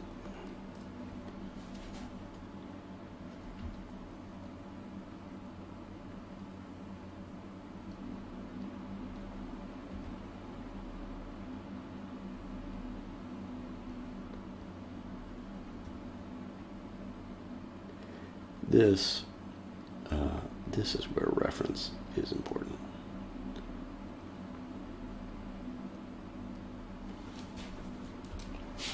Because you get lost in the weeds with fingers, right?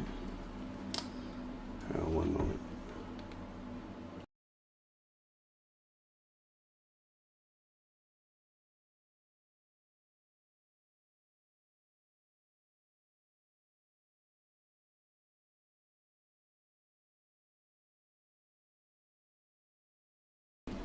All right, and we're back. I had to identify some leftovers. Let's see here.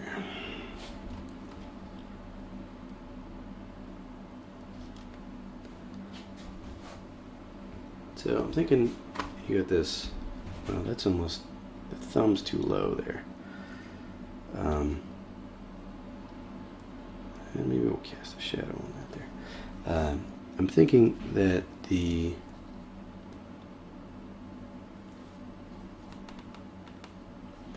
hand would be like the thumb would be kind of up like this. It might be obscured from this angle, and then the fingers would be just a little bit fanned out and curled this way. Curled under, if that makes sense. No, Eric, it's not making sense. And that's why you're struggling.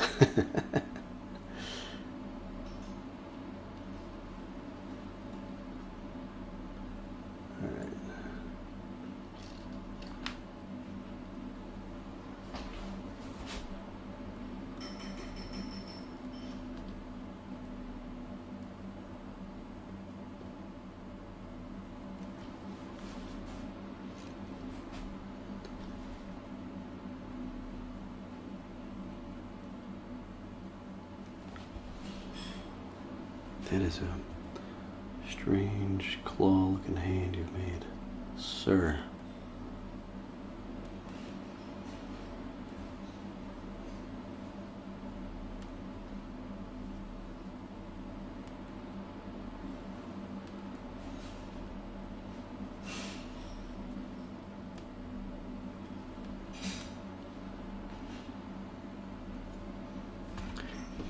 It's like almost okay, but his wrist is broken. It's cool though, because they're aliens. They all have broken wrists. I just made that up. Okay.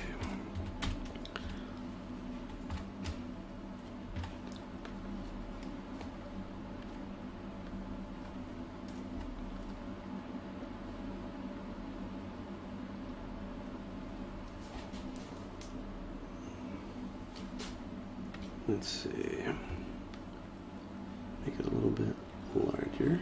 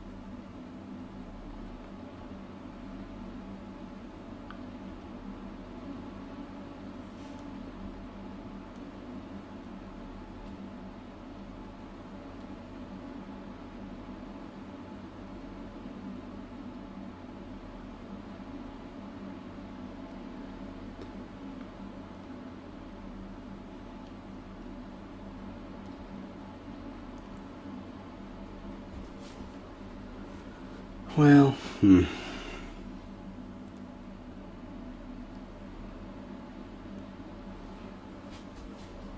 think that'll just have to suffice for now.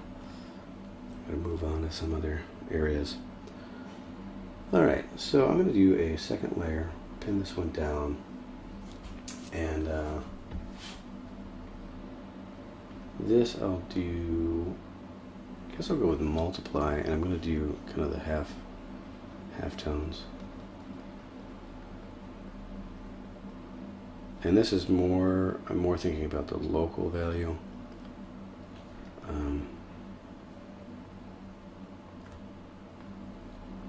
In order to get these shapes to pop out,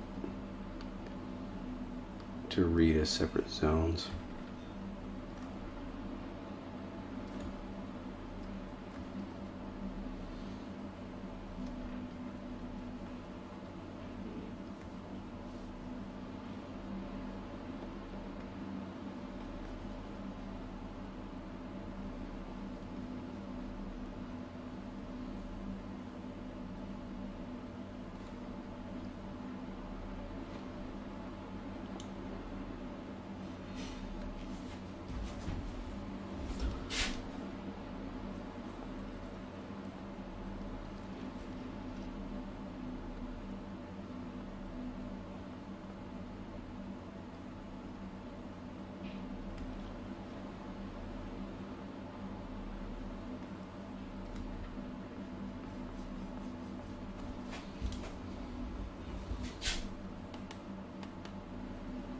I like these, but I don't want them to be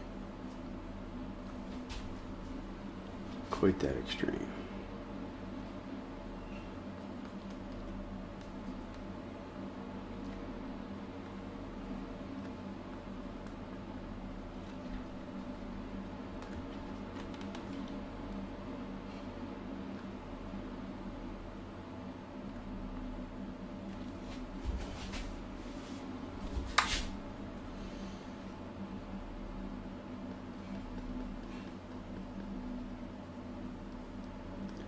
Now this chest piece here, I can't decide whether I want that to be brighter or not, because I want it to pick up a lot of light, but I also want to be able to push all of this darker so that I can bring that like face mask area forward, or rather this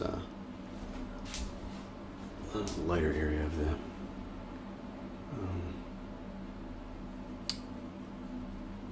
helmet.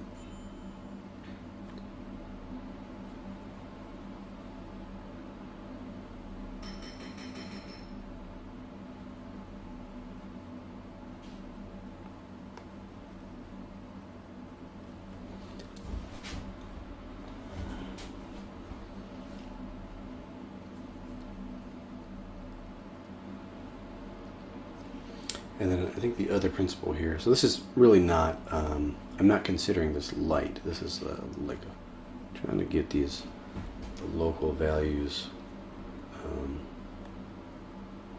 separated a little bit. Now let's do another one. This I'm just going to do with normal. I'm going to bring in this white and really play that up a bit.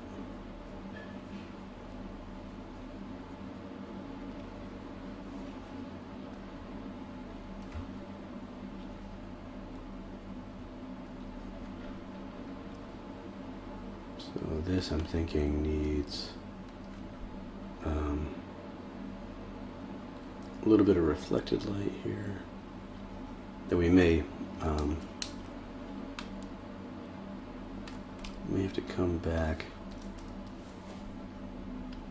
if we get to color tonight. Then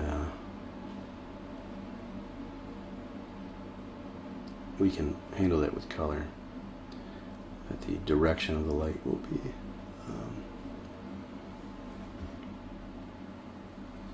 we'll just use a different hue. At least that's what I'm thinking. Never let anyone outside the family know what you're thinking.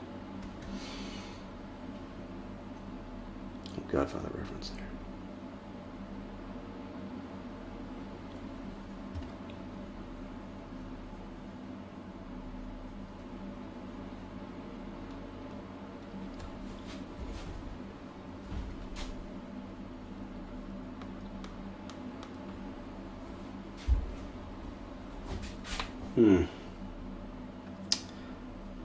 Yeah, I don't like that very much. Let me go to my smudge tool. I'll smooth this out a bit. And we may end up letting some of that, the original underneath. Even though it wasn't quite,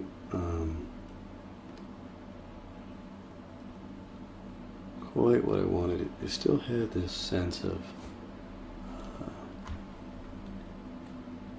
reflection and stuff in it.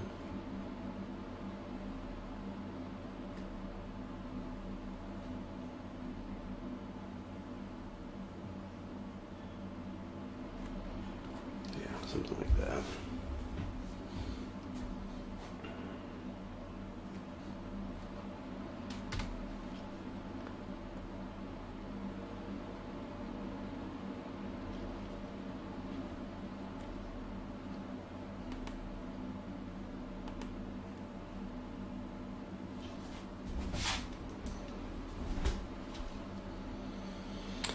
Okay, do another layer here, and we'll start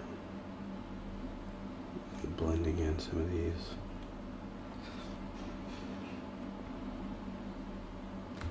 Getting these soft shadows as well as the hard cast shadows. So where those kind of blend into each other. Again, that's describing form, right? So you got a hard edge there, and like a soft blend going this way. So that implies that the form is turning around that shoulder, but that this is a cast shadow from something else, maybe up here. But you're gonna have to. Shadows don't add to each other, right? They are blocking light, so you should have a light source, and then your shadows are the absence of light. So that all kind of blends to the same value.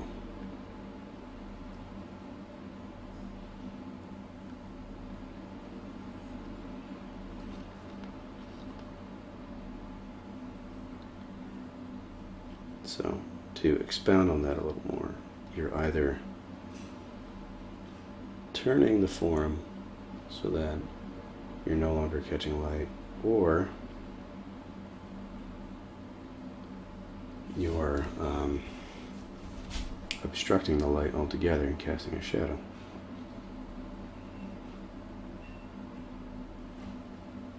So one is a smooth gradation and the other is a abrupt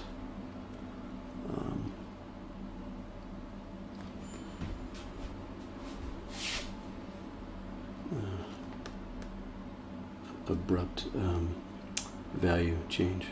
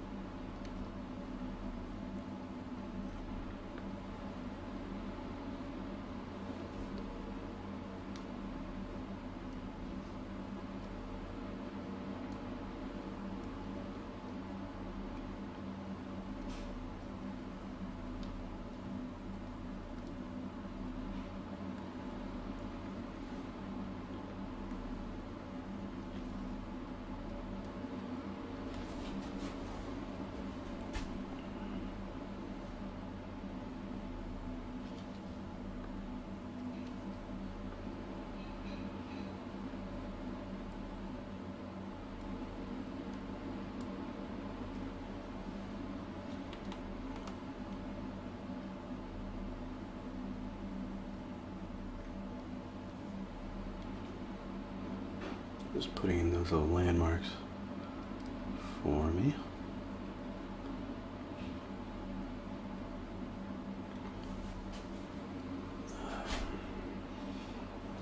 Yeah, I think the hand I would want to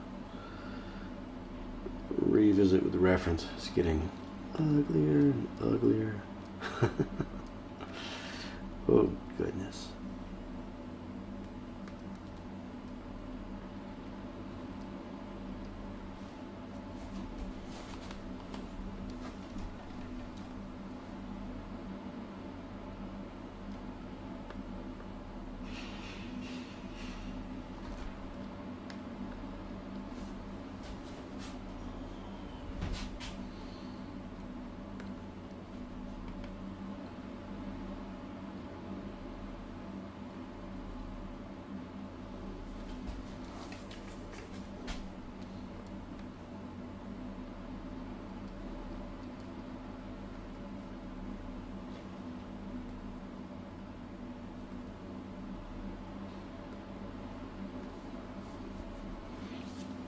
Okay, you got some of those lighter, a little bit of light in the shadows. Bring some of that in.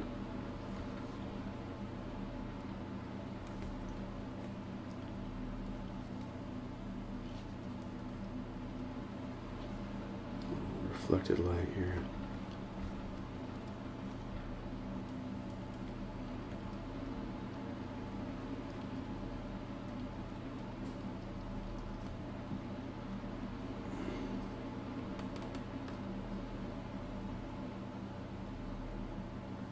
Again, we can have this kind of turn this edge here.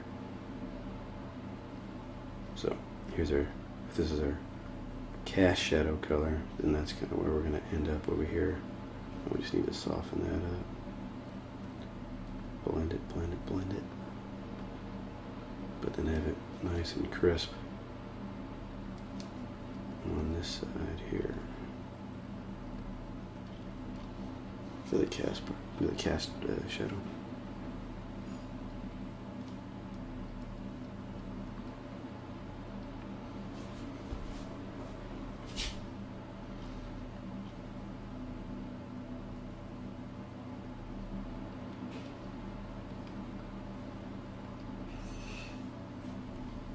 I don't know if we want to get quite to the knee yet. I'm not sure that we're there. And do we want this like an armor plate, or do we want like some kind of cloth thing going on in here?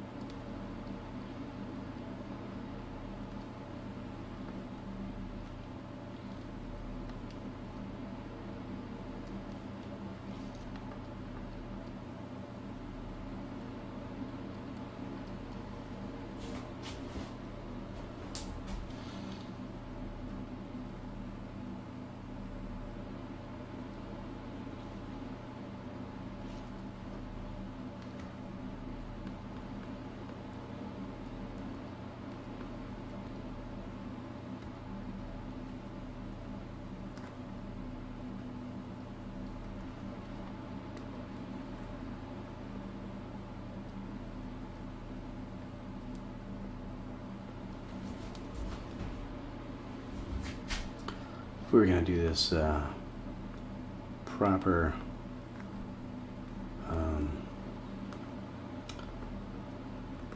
sci-fi concept art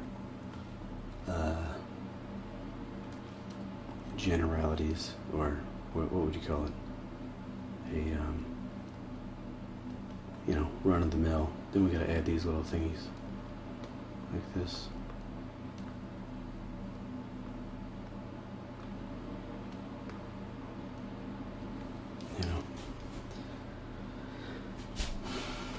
I think the idea behind that really is you're kind of showing the form a little more that way. You have these little things. You do a little. It's like super cheap version of it.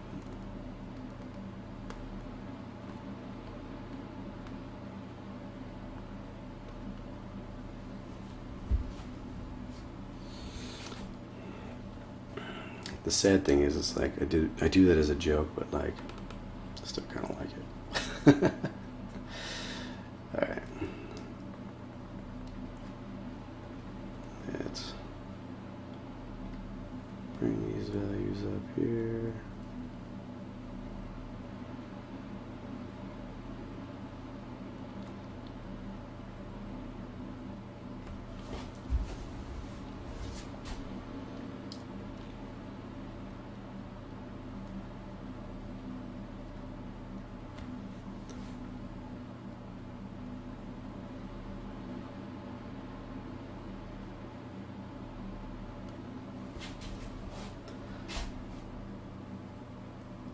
Oops, too much.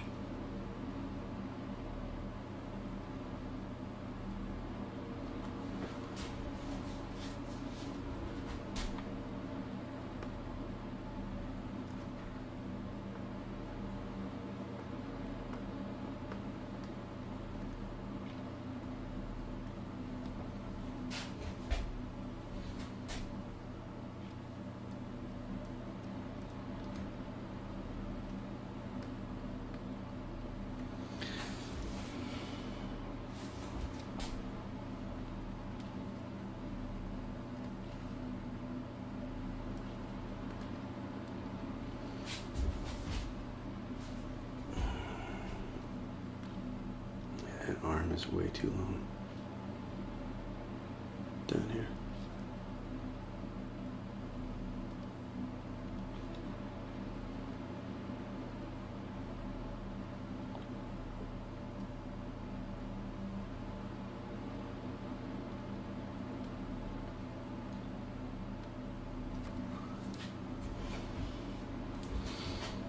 Let's see.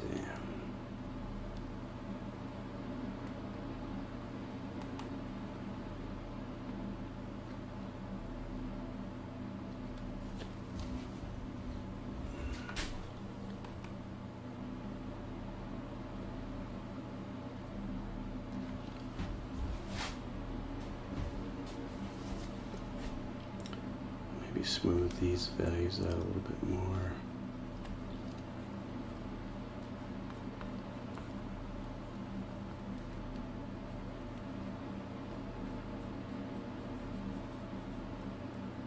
lower the contrast there.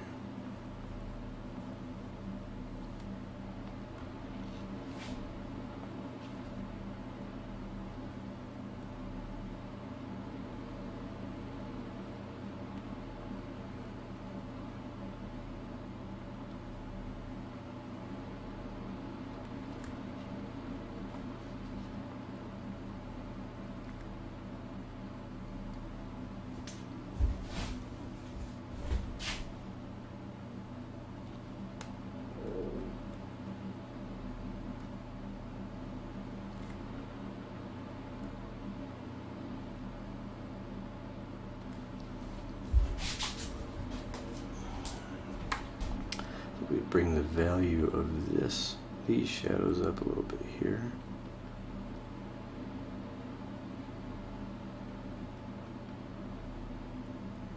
Particularly as they get a little bit farther away from the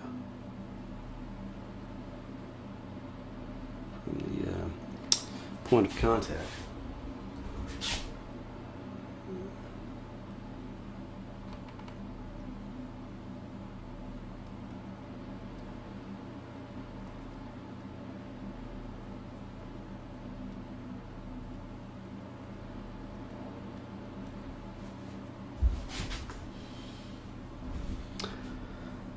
Okay, let's see.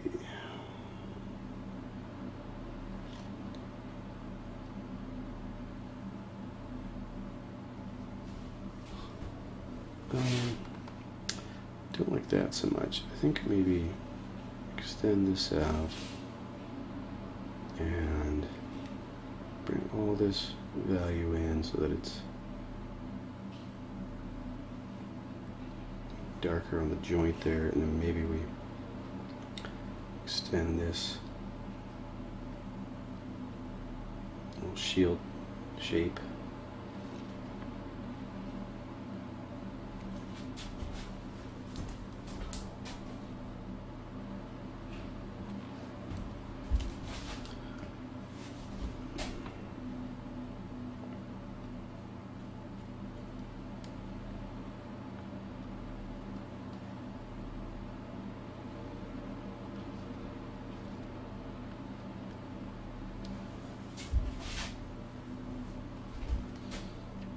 Bring these, well, let me bring this value up a little bit here.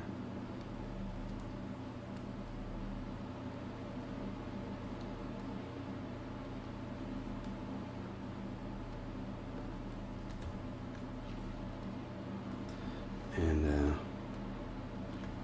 bring in these little accent colors. Or accent, like edging, you know.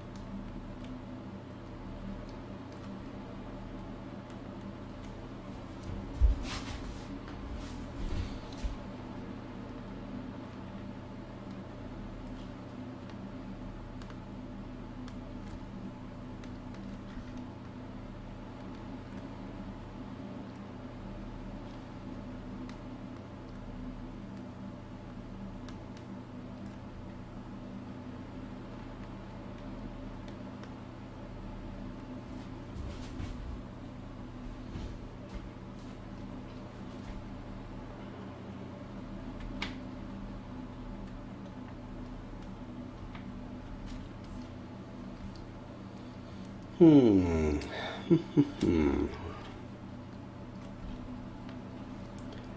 add a little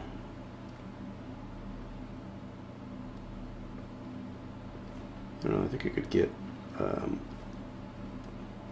more interesting than that, but this idea of, do we want to add these little details there?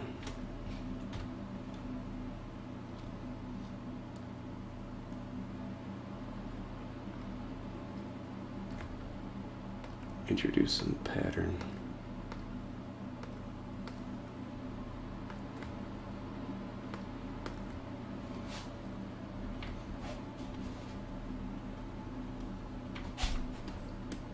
I don't know, that, I think that makes it a little too busy.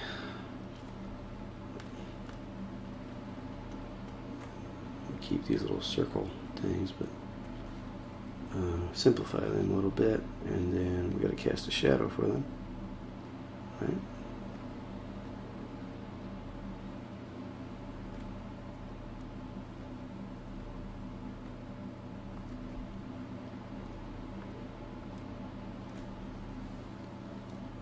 Maybe.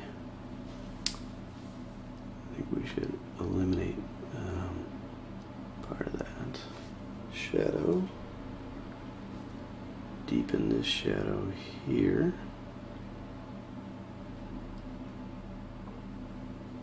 As it turns away from the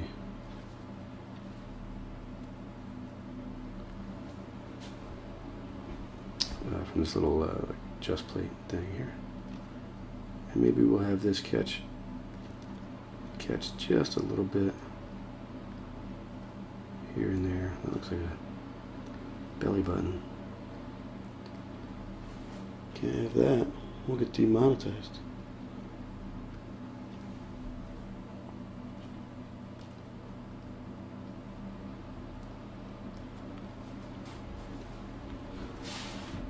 The idea with these is that it's like a,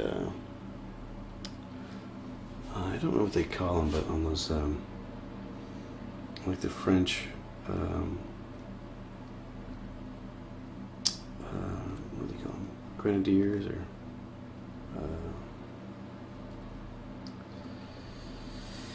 old school Napoleonic soldiers. You know, they had these like, I don't know if they were supposed to represent like ribs or something, but they had that design on the chest.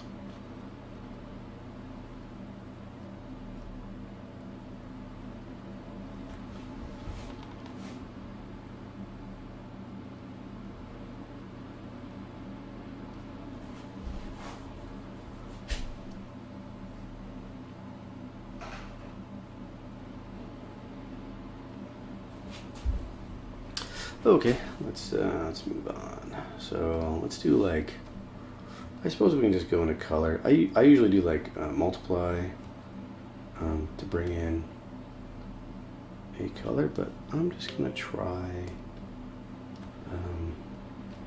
using color. Since we're in the midtones for quite a bit of this, we should be able to work that in. Let's get a little more towards blue and less towards cyan.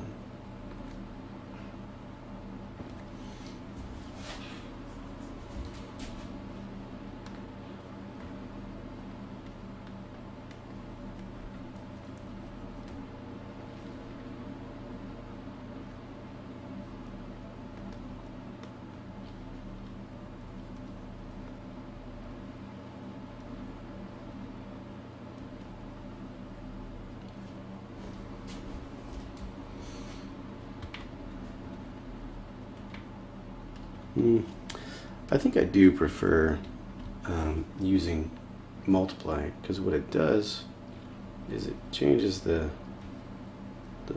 local value as well as the color, and which is, to me, just is a much more convincing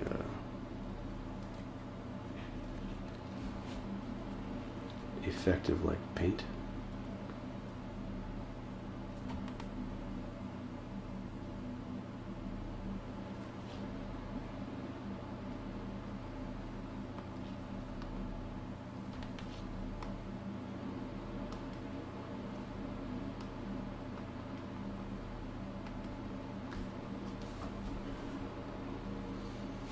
So let's do that. We'll go to multiply, and we can pin that layer and adjust if we want to. bring up the value.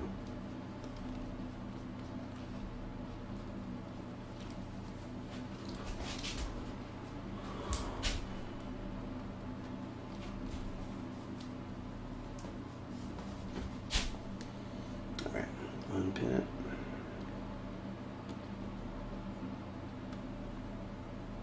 Let's see, what would this look like as one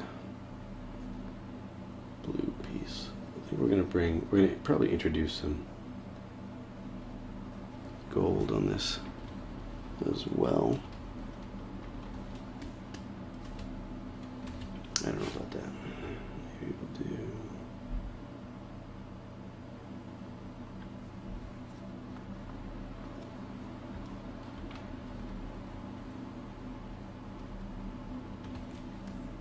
Okay.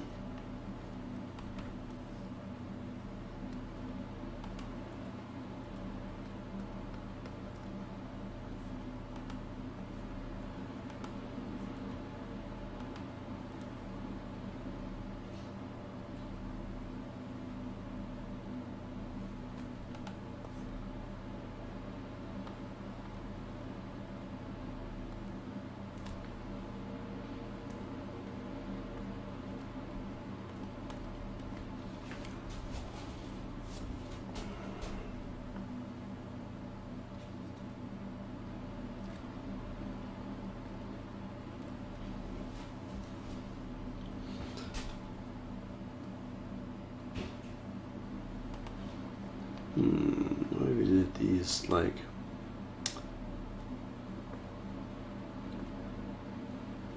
emanating stripes or something a little more complicated.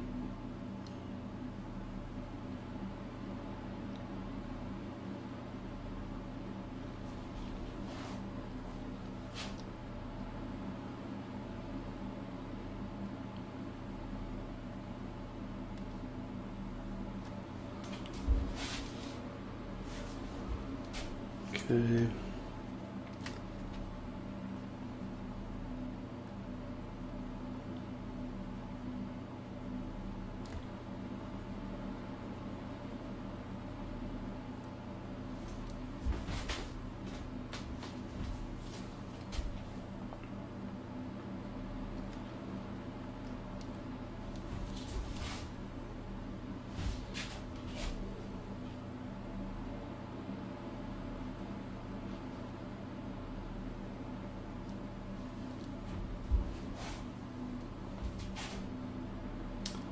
Alright, we'll do a new one for a separate color.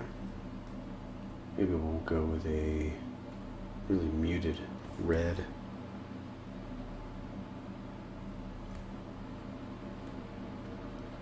Muted red? I think they call that brown, Eric. Okay. If you say so.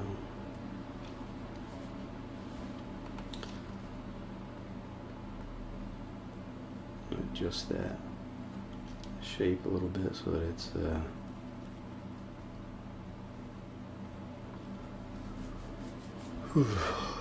seems like it could actually be worn perchance. And this color I'm thinking would be for the kind of fabric areas. Need to be a little more flexible.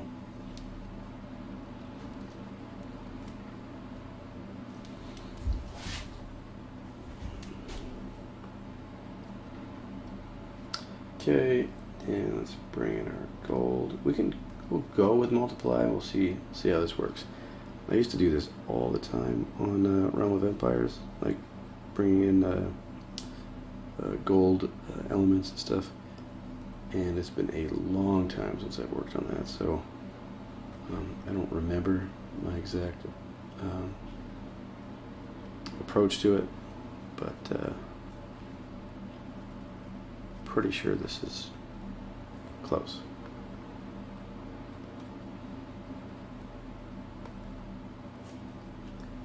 Do multiply with a yellow, and then you bring in like a reflected color and a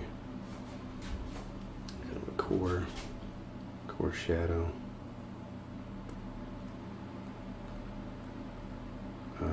which really ends up being reflection anyway.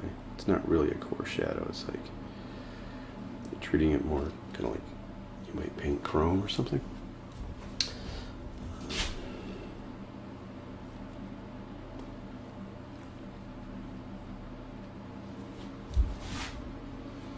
And do we want this chest piece to be one big kind of golden area? Yay or nay? I think it needs like gold elements, but not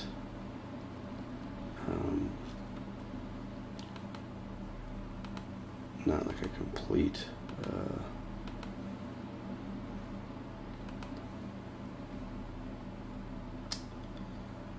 swath of color, you know.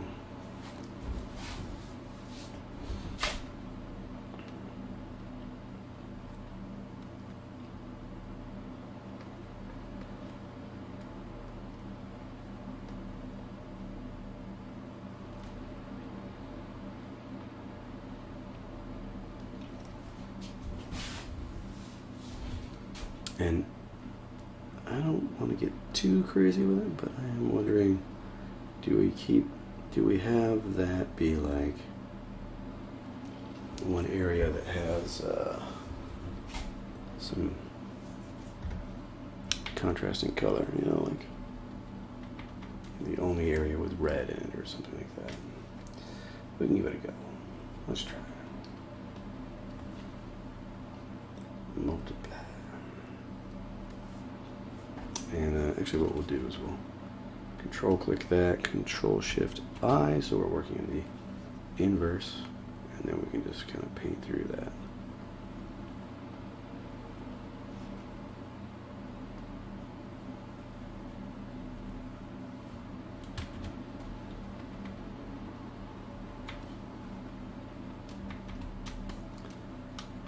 That's a big old negative. Let's change that color. We'll just do colorize so that we're picking more directly. Let me zoom out so that we're seeing it in total.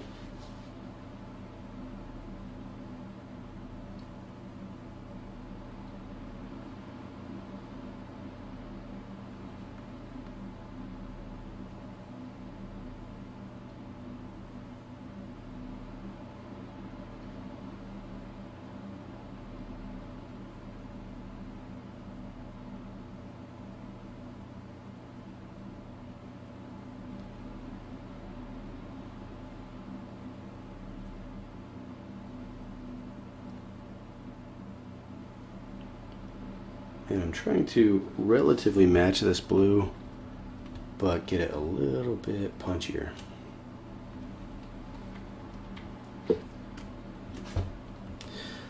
All right, now our gold, let's see, where is that? Right there. I'm gonna go ahead and duplicate this. I don't know why. Like I kind of feel like I should be conservative and save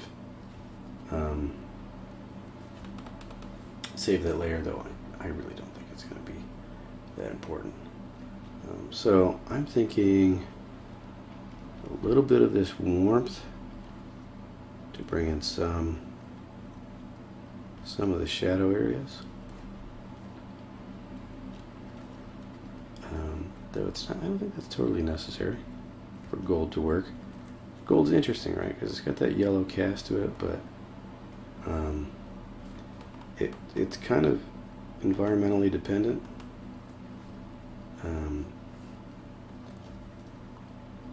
It could appear kind of green, you know, if you get the right environment around it. It could appear warmer. So the way that I always approached it on Realm of Empires, we always had these like royal armor type things, you know, and so we would have these characters that had gold accents all over the place. So what I would generally do is get that yellow base, bring in a little bit of warmth, then I would think about reflections. I tended to lean towards the warmer depiction of gold. But in order to get that punch, sometimes what you had to do was bring in some like teal or greens, you know, to have this like reflected color in there. And I just found that it really moved it forward, you know. Got it made it feel more metallic and punchy, you know.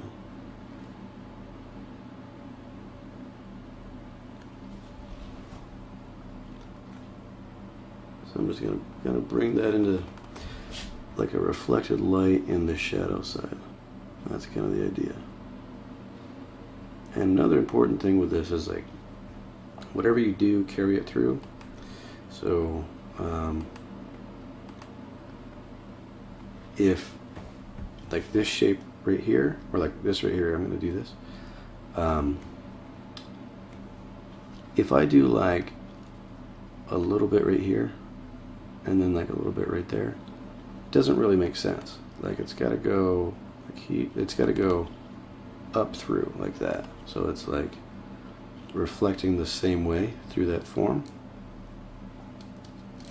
And then I'm just going to grab that blue and hit delete so that it's only affecting that gold with that little hue shift and not the blue. So then the gold has that metal property. Same thing here. See, like you could just do this as one stroke, right? And then you could come back and clean up these little edges here, right? So these guys, boop, boop, boop, boop. But now you've got that kind of acting as one piece, and not as kind of these disparate parts, if that makes sense.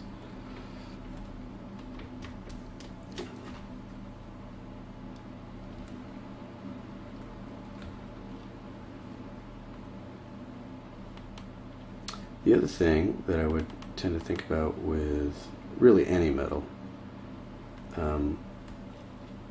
is to kind of go back and forth between light and dark, so you're just kind of building up contrast. Actually, I'm not going to do those because I want those to appear flatter. So yeah, so building up contrast would be like if you have one edge, like right here. Let me do this on a new layer so I'm not completely nuking that green stuff. If we want to come back and adjust that teal value, it's good to have it on its own layer. Anyway, so I might bring in this like darker color here, right? And then maybe just bring in some little cuts of it, and thinking like, okay, I've got a bright edge here, right? So a bright edge there, and then I want a darker edge here, you know, so maybe bring in that really deep dark gold there, and then maybe have those reverse there so you get kind of that chrome effect. So yeah, so the idea being you're just building up this kind of high contrast to make the metal look really punchy.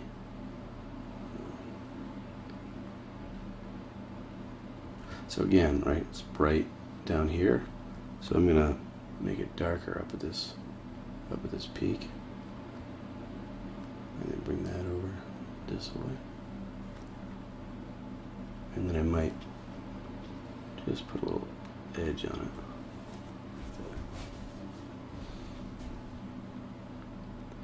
But these are like, this is more like little tricks. You know, it's not like metal absolutely works this way or something. It's, I'm thinking about it like what both sells the illusion and has this really nice, attractive kind of punch to it. And again, carrying things through, you know, like, so an example of that might be, let me grab the, yeah, there we go, so we got that. So like to carry something through would be to just maybe paint like that. Okay. And then I might want to omit some of those darker values there. So let me hide this. And then we'll just do, doesn't need to be contiguous, tolerance 12, I guess that's okay. All layers, we need to sample all layers. And hit that. So I've got these shadow shapes selected now, and then I can delete those from this or mask them out, right? So in this case, because I don't want to mess up these other areas around here, I'm just going to erase it.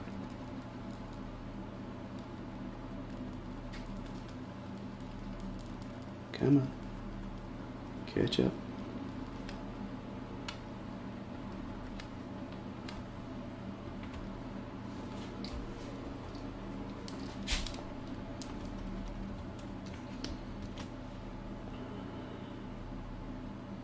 Let's grab some of these too. And I could I'll increase the tolerance. And what I would normally do is just do the blend if option, but because we're at risk of crashing Photoshop in doing that when I'm live streaming, I'm not going to do that. Okay, and then where's my, there's my my green color, so I'm going to control click that so that I'm also going to omit that. And I'll erase away.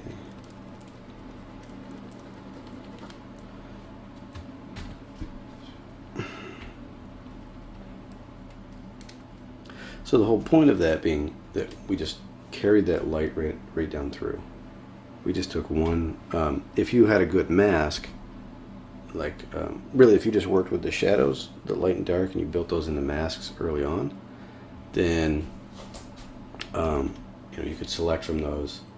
But yeah, we took one stroke, and that had the light come through and graze, you know, this part of the chest, and then the little plate in front there. So.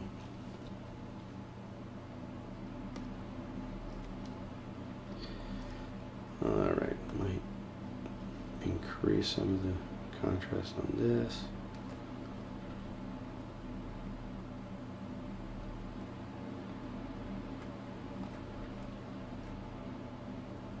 Again, like we've got a bright point here, which would imply that the light is hitting there.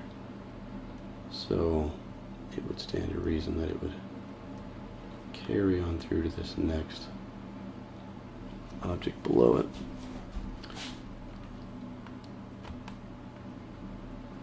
And again, with building up contrast, you know, instead of, right now this is like a smooth transition there, and that's fine if that's how we want to depict it, but like I can see I've got a shadow here, so what if we just come right up to the edge of that shadow and then blend that over.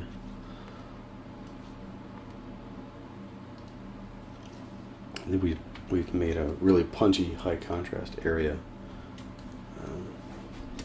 Now, of course, it's a negotiation. You can come in and out with these things. You know, don't just make everything super punchy everywhere.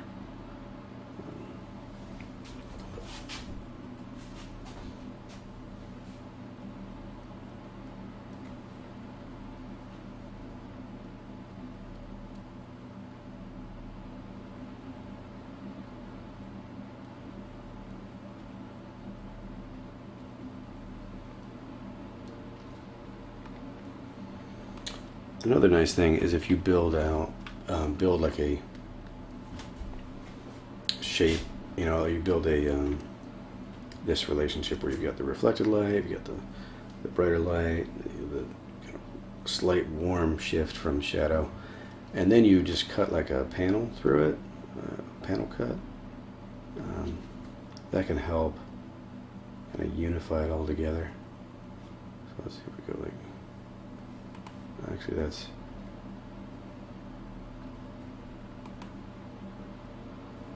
too dark of a color.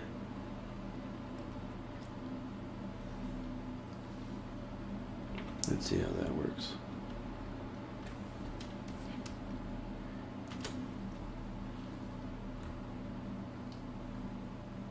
Actually, I should probably do that on a separate layer, because there would be some adjustments we'd want to make to it. Again, though, the idea being it starts to unify those things together, because you see this relationship in the way that light hits those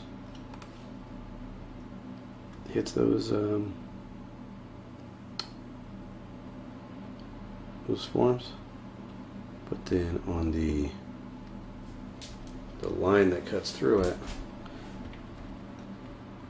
just starts to imply that there's more depth, there's more going on there.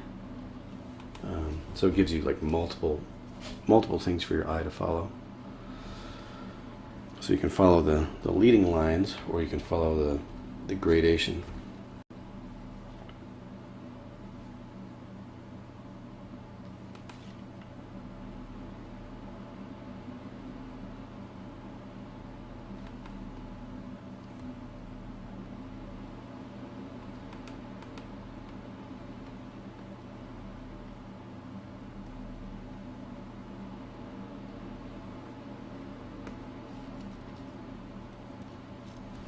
This, that bright value there, I'm going to bring that all down.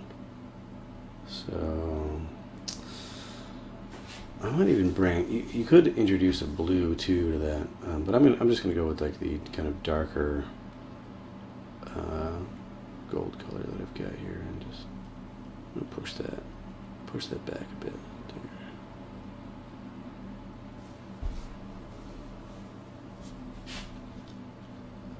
All right. Now, for the helmet, this being that that's like the main attraction, we should probably figure that out, huh? So maybe we take some of this blue, or teal rather, that we've been playing with, and we start to bring it in the same way, same treatment. Maybe a little bit less, because it's not a metal, really, that we're, or at least that's not exactly how I'm considering this helmet.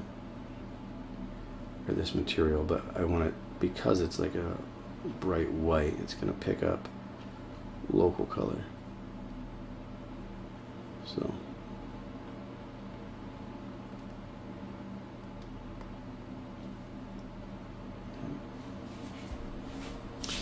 introduce that, and then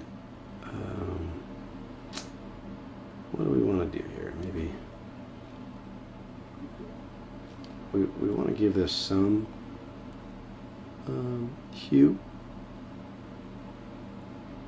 but I want to blend it in, blend from this green, so the green is like maybe bouncing off the ground or something, and then maybe we bring in some like skylight from above, or for the sides here.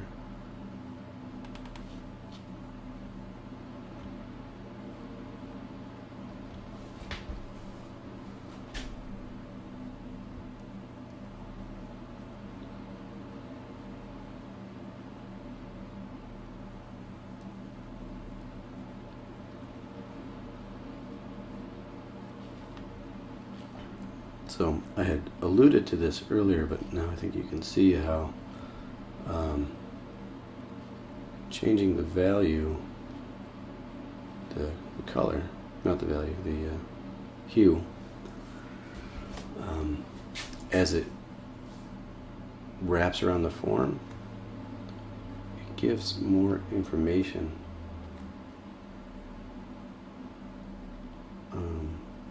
about those planes.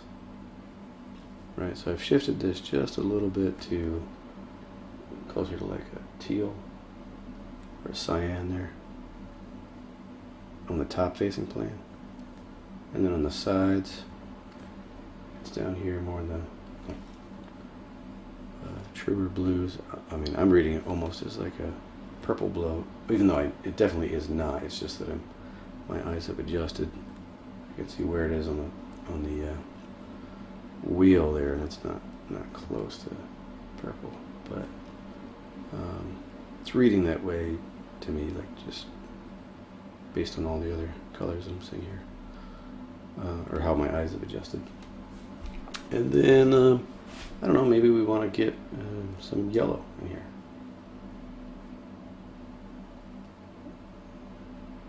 Just a hint of it.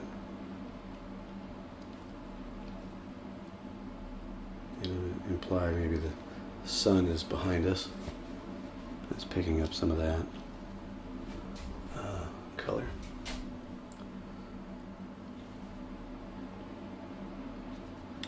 Not sure if we would want to have, may want to bring in some shadows, like, you know, ambient occlusion type thing, right as it hits the edge there, and then tighten up these shadows on the side, or rather the silhouette on the side here, because we're seeing the edge of the form and not necessarily its we're not necessarily seeing how it connects with this darker form around it.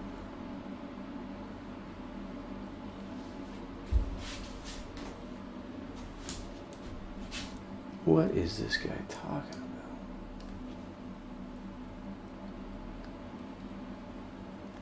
Edges and forms and ambient occlusion. Lost your mind.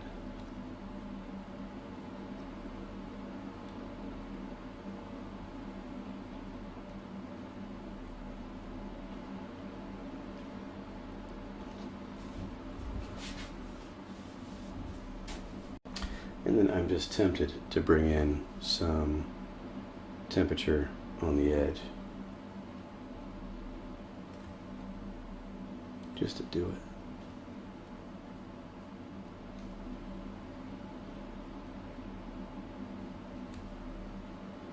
it. Just to do it.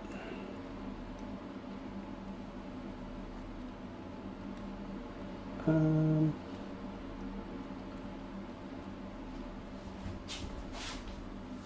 kind of want to go even more extreme than that, like somewhere in here. Call me crazy, but it just seems like it would work.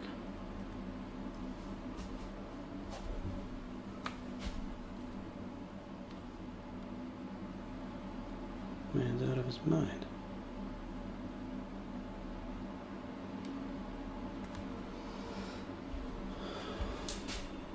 I'll bring that down a little bit so it's not so extreme. But let me zoom in so you can see what I'm talking about. All these little hue shifts. So if I take the color picker, there's the side, there's the top, there's the approaching. What's going on here? Oh, it's at 50%. That's why. We'll do a new one. All right, so here is the side. Whoop. Here is the top. Here is the travel towards the center. You know, that highlight. Highlight is just barely different than the edge, but there's a different tone there. Then you got the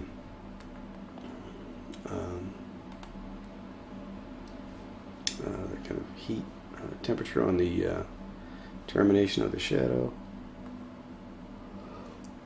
Ooh, excuse me. There's our core shadow, and then here's our reflected light. So we snuck a whole bunch of little values in there, or a whole bunch of different hues in there. But there we go. maybe that'll be our that'll be his symbol. So we're gonna make another one of those. Be like Mr. Color Wheel.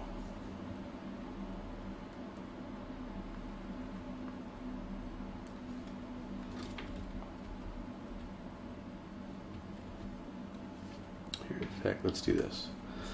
We'll go. Let's make minor change there, but let's go do a new one. And we'll go Control T. And we'll move this guy over. Zoom in.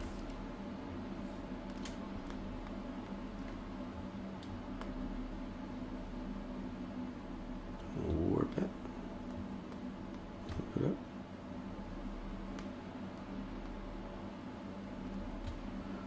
Okay, and then we'll do Control Shift Alt T. That'll give us a new one. That was a little too extreme. But you know what? Let's just keep rolling with it, see what happens.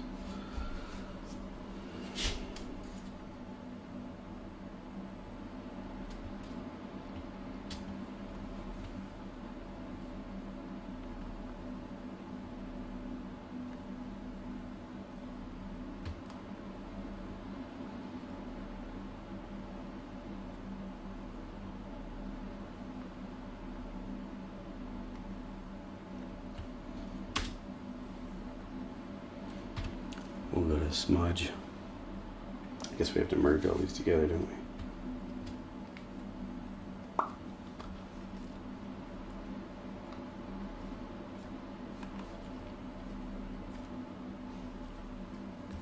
There we go. Good enough.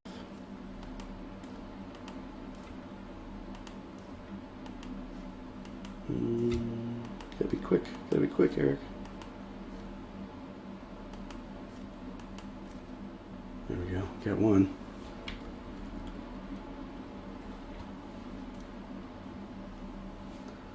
Alright, then we'll just take that whole thing, duplicate it, flip. We'll go to warp.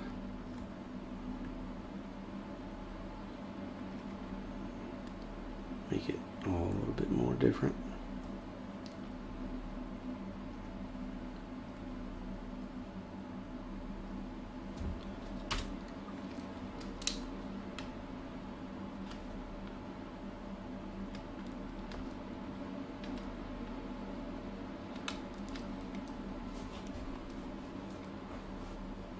Okay.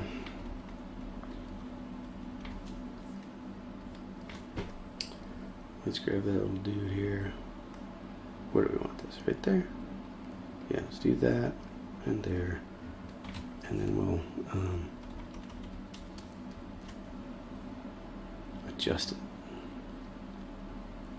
to fit the plane.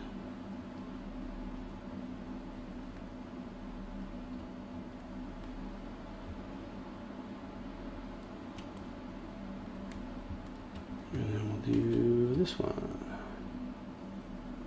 similarly.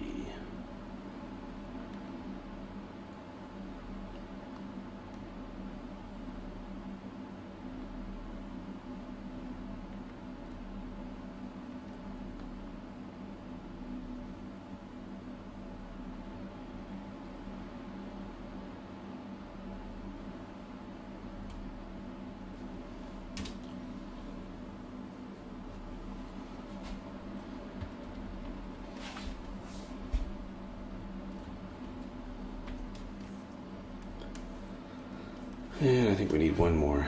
Gotta have one more of these. Let's do. Grab this guy.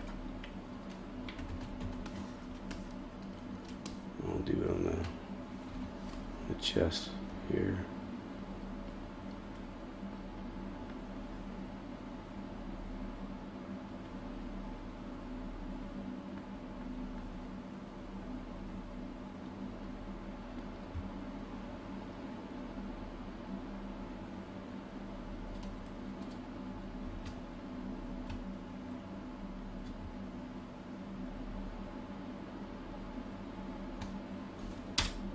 There we go.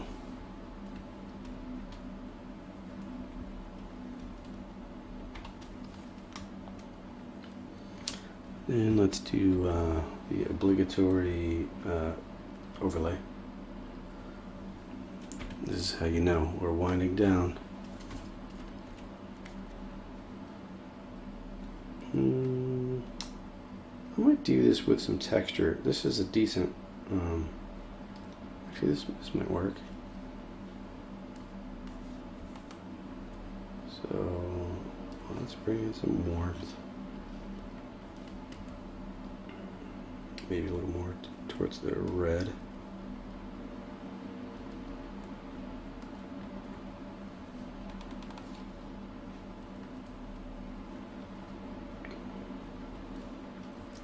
Orange, rather.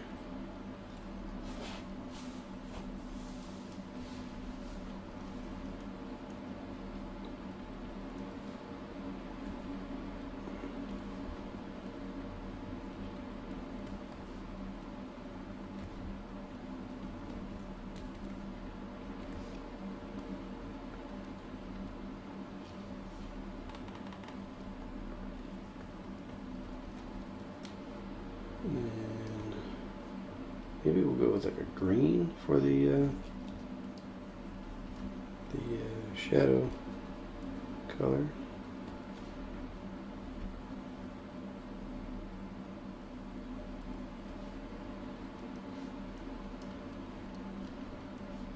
And that will really start to punch out the areas of the gold that we gave that kind of teal green reflection to, and I think it's reacting nicely with the helmet and the visor.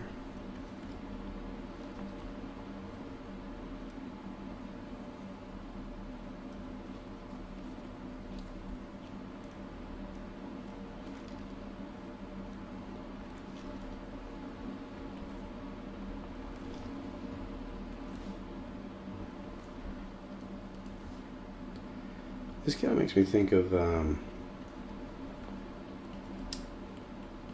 Warhammer, like the Eldar, or whatever those are called.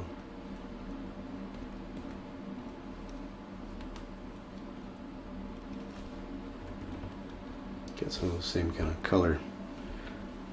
Well, I could be wrong. I don't really play, so you know, if you play and I'm totally wrong, I guess you could tell me.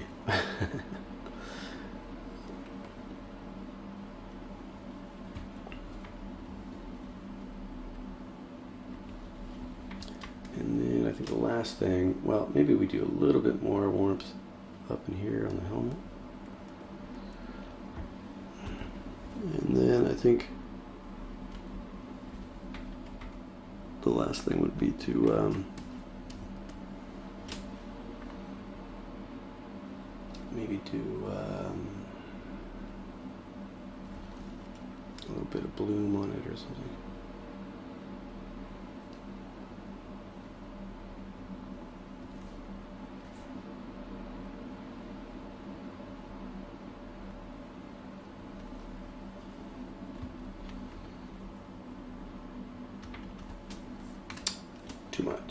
Too much of that.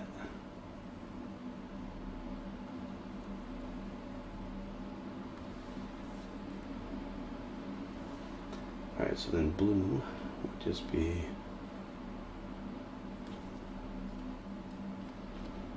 picking our bright colors and letting them bleed through a little bit.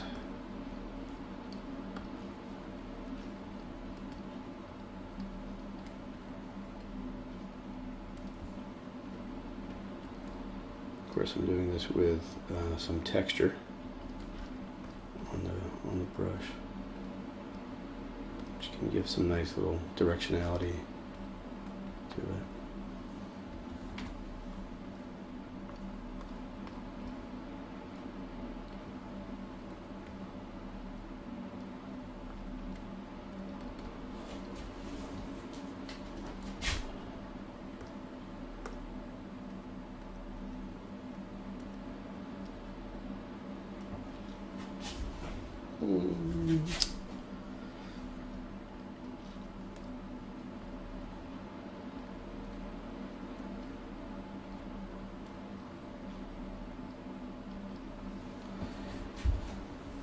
Maybe we do a little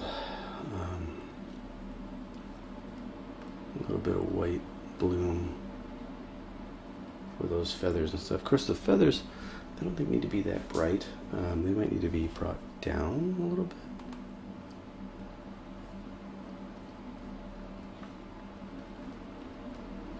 We'll give them their little bloominess, and then we'll do a darker color. We'll pick that sky blue, and we'll tame those down a little bit with that.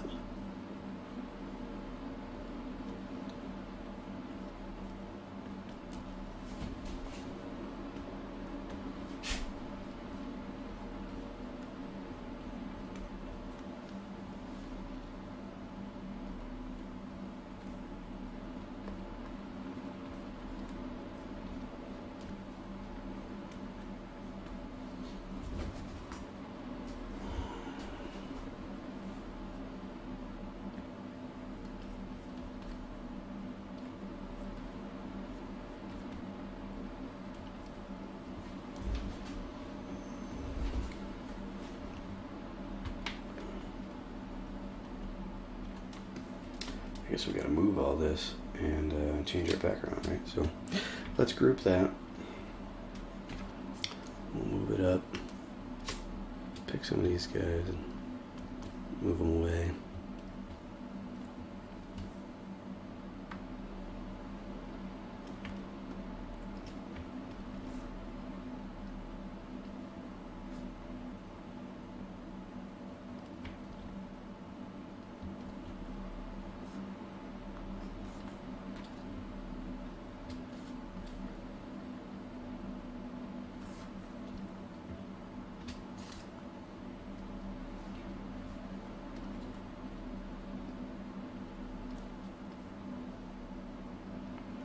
Did I accidentally move that?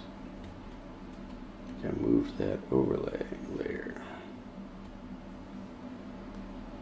That was down there.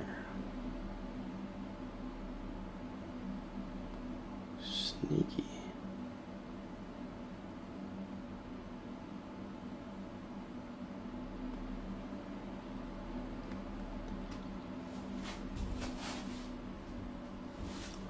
Alright, and I'm curious what it will look like with a different background color. You know, working, when you have one background color and you work that way, obviously that's going to influence your decision making.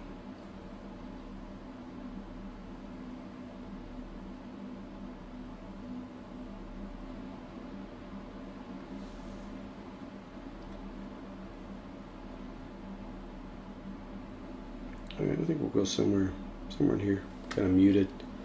That's almost the same as what we had. That's what we started with.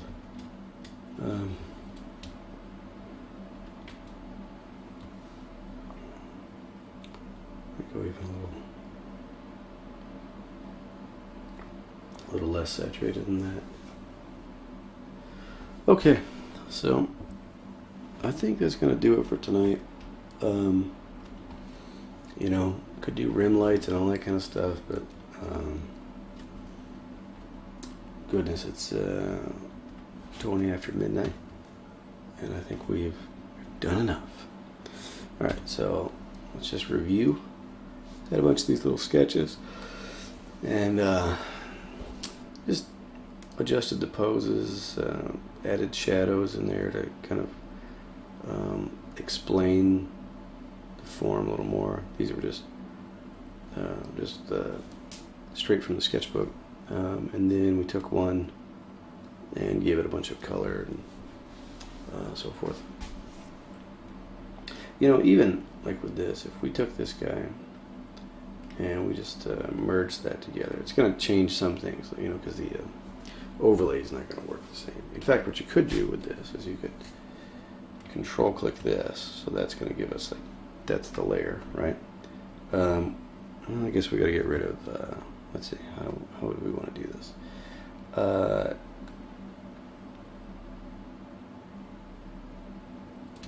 let me redo that. So we merge this together. The only thing we got to do is get rid of the darker color. There we go. Get rid of that because that was kind of going beyond the bounds. And so anyway, let's we'll merge that group. Then we can control click that. Got our other group visible. We do Control Shift C and Control V. And so now we've got this guy that we can move around. So what was the reason for doing all of that? Well, if you can see, here's our layer stack. And the overlay changes this color. It interacts with the background. And then when we flatten it all down, it's not going to be an overlay layer anymore. It's a normal layer. So it ends up looking like this when we just merge it together. But now from this we can grab a mask. So we can control click that. We've grabbed that that silhouette, and then we go back to our layer stack where the different blend modes are acting differently. And we do Control Shift C, that copies the visible pixels, and then we paste that, and so then we end up with this layer that is a much truer, much more accurate representation of what we had worked on. Okay, so then what's nice about that is once we've got that, then we can like go to like our smudge brush or whatever, and we can just start grabbing some of these things and painting with the color that we've got.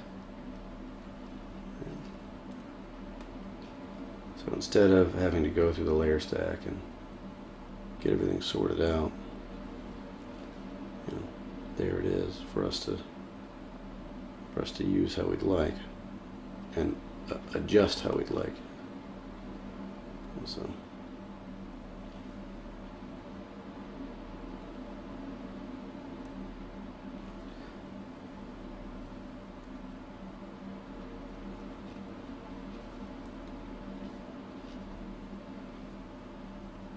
and this can be a nice method even if you're just going to kind of rough up some of the edges and stuff. Just bring some of this out, give it a little more character, a little more what would you call it, kind of life. And even though you're at this stage kind of faking the brush strokes, you're not making it so clean. You're just kind of making it feel a little more fresh and not so overworked. Now, preferably you do that just by working quickly and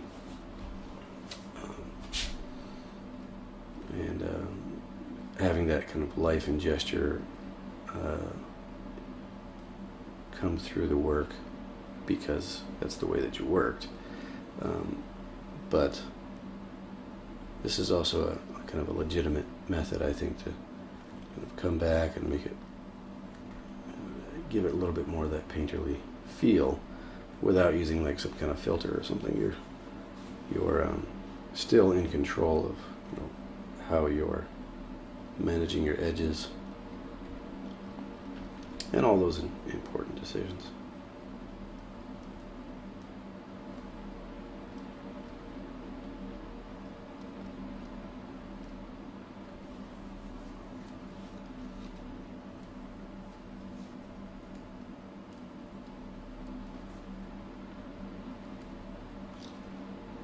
Like this, for example, the whole time I was working on this, I thought, man, I'd really like to clean up that edge, make it crisper.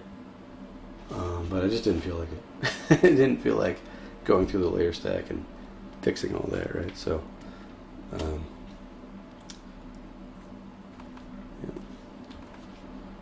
So this might be interesting. Break this edge up a bit.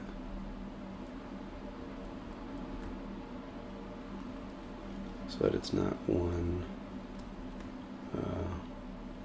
depth, as kind of multiple layers to this.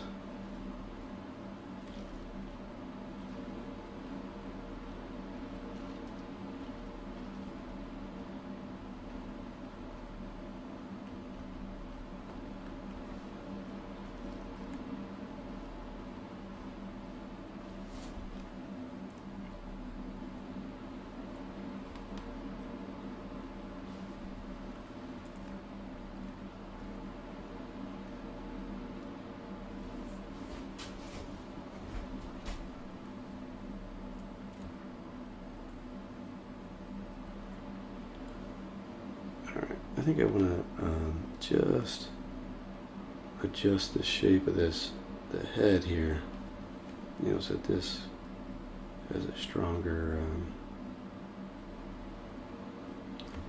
silhouette there.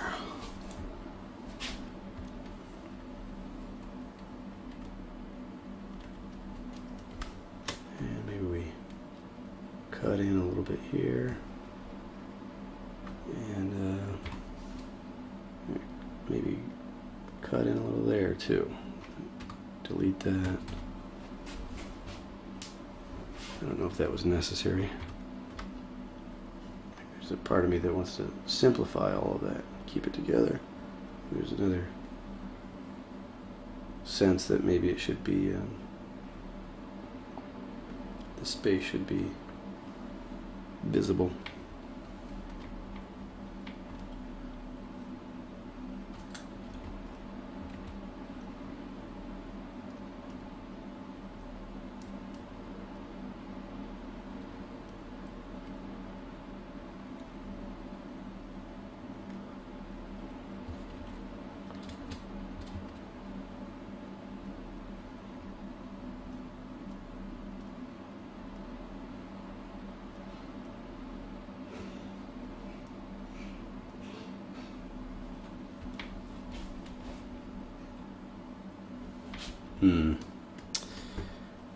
I don't think I like what happened with this sword, but let's see.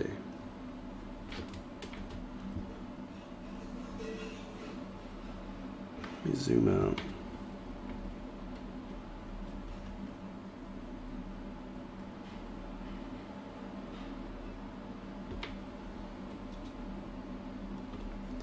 It's almost like it's got to be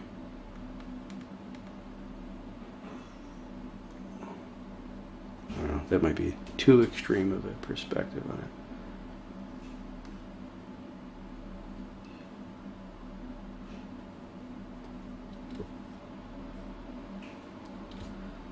it. Alright, well, we'll see. Yeah, I think I liked it before.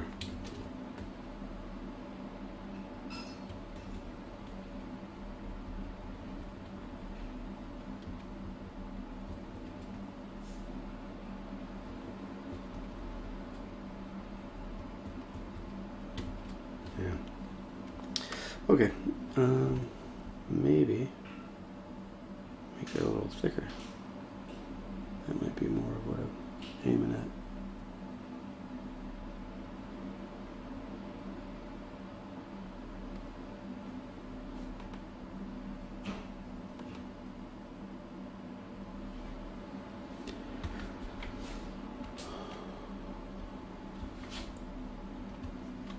at. Okay. So let's compare. Let me just adjust a little bit here, and then we'll compare this to the layer stack. Now that we're dealing with it like a paint layer. Okay, so here's our stack, which is a little bit cleaner, and then our combined and roughed up version there.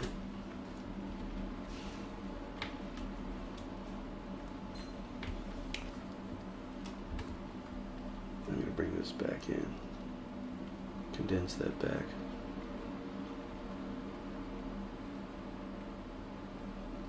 Compress the darks. Okay.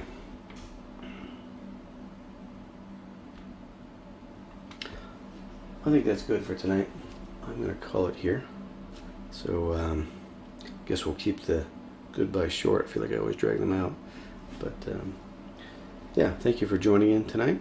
And I hope you enjoyed the process and seeing some of the old sketches and kind of how I can pull some of those in and sometimes find something interesting to paint out of them. So anyway, as always, I hope that you had a project going, that you made some progress on that, and we'll meet every Wednesday night, 9 p.m. Eastern Standard Time.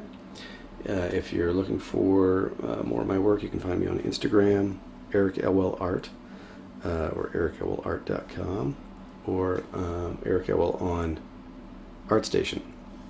And then I also have the Fantastic Tanks account, which is just for that brand, and that would be Fantastic Tanks on Instagram or fantastictanks.com.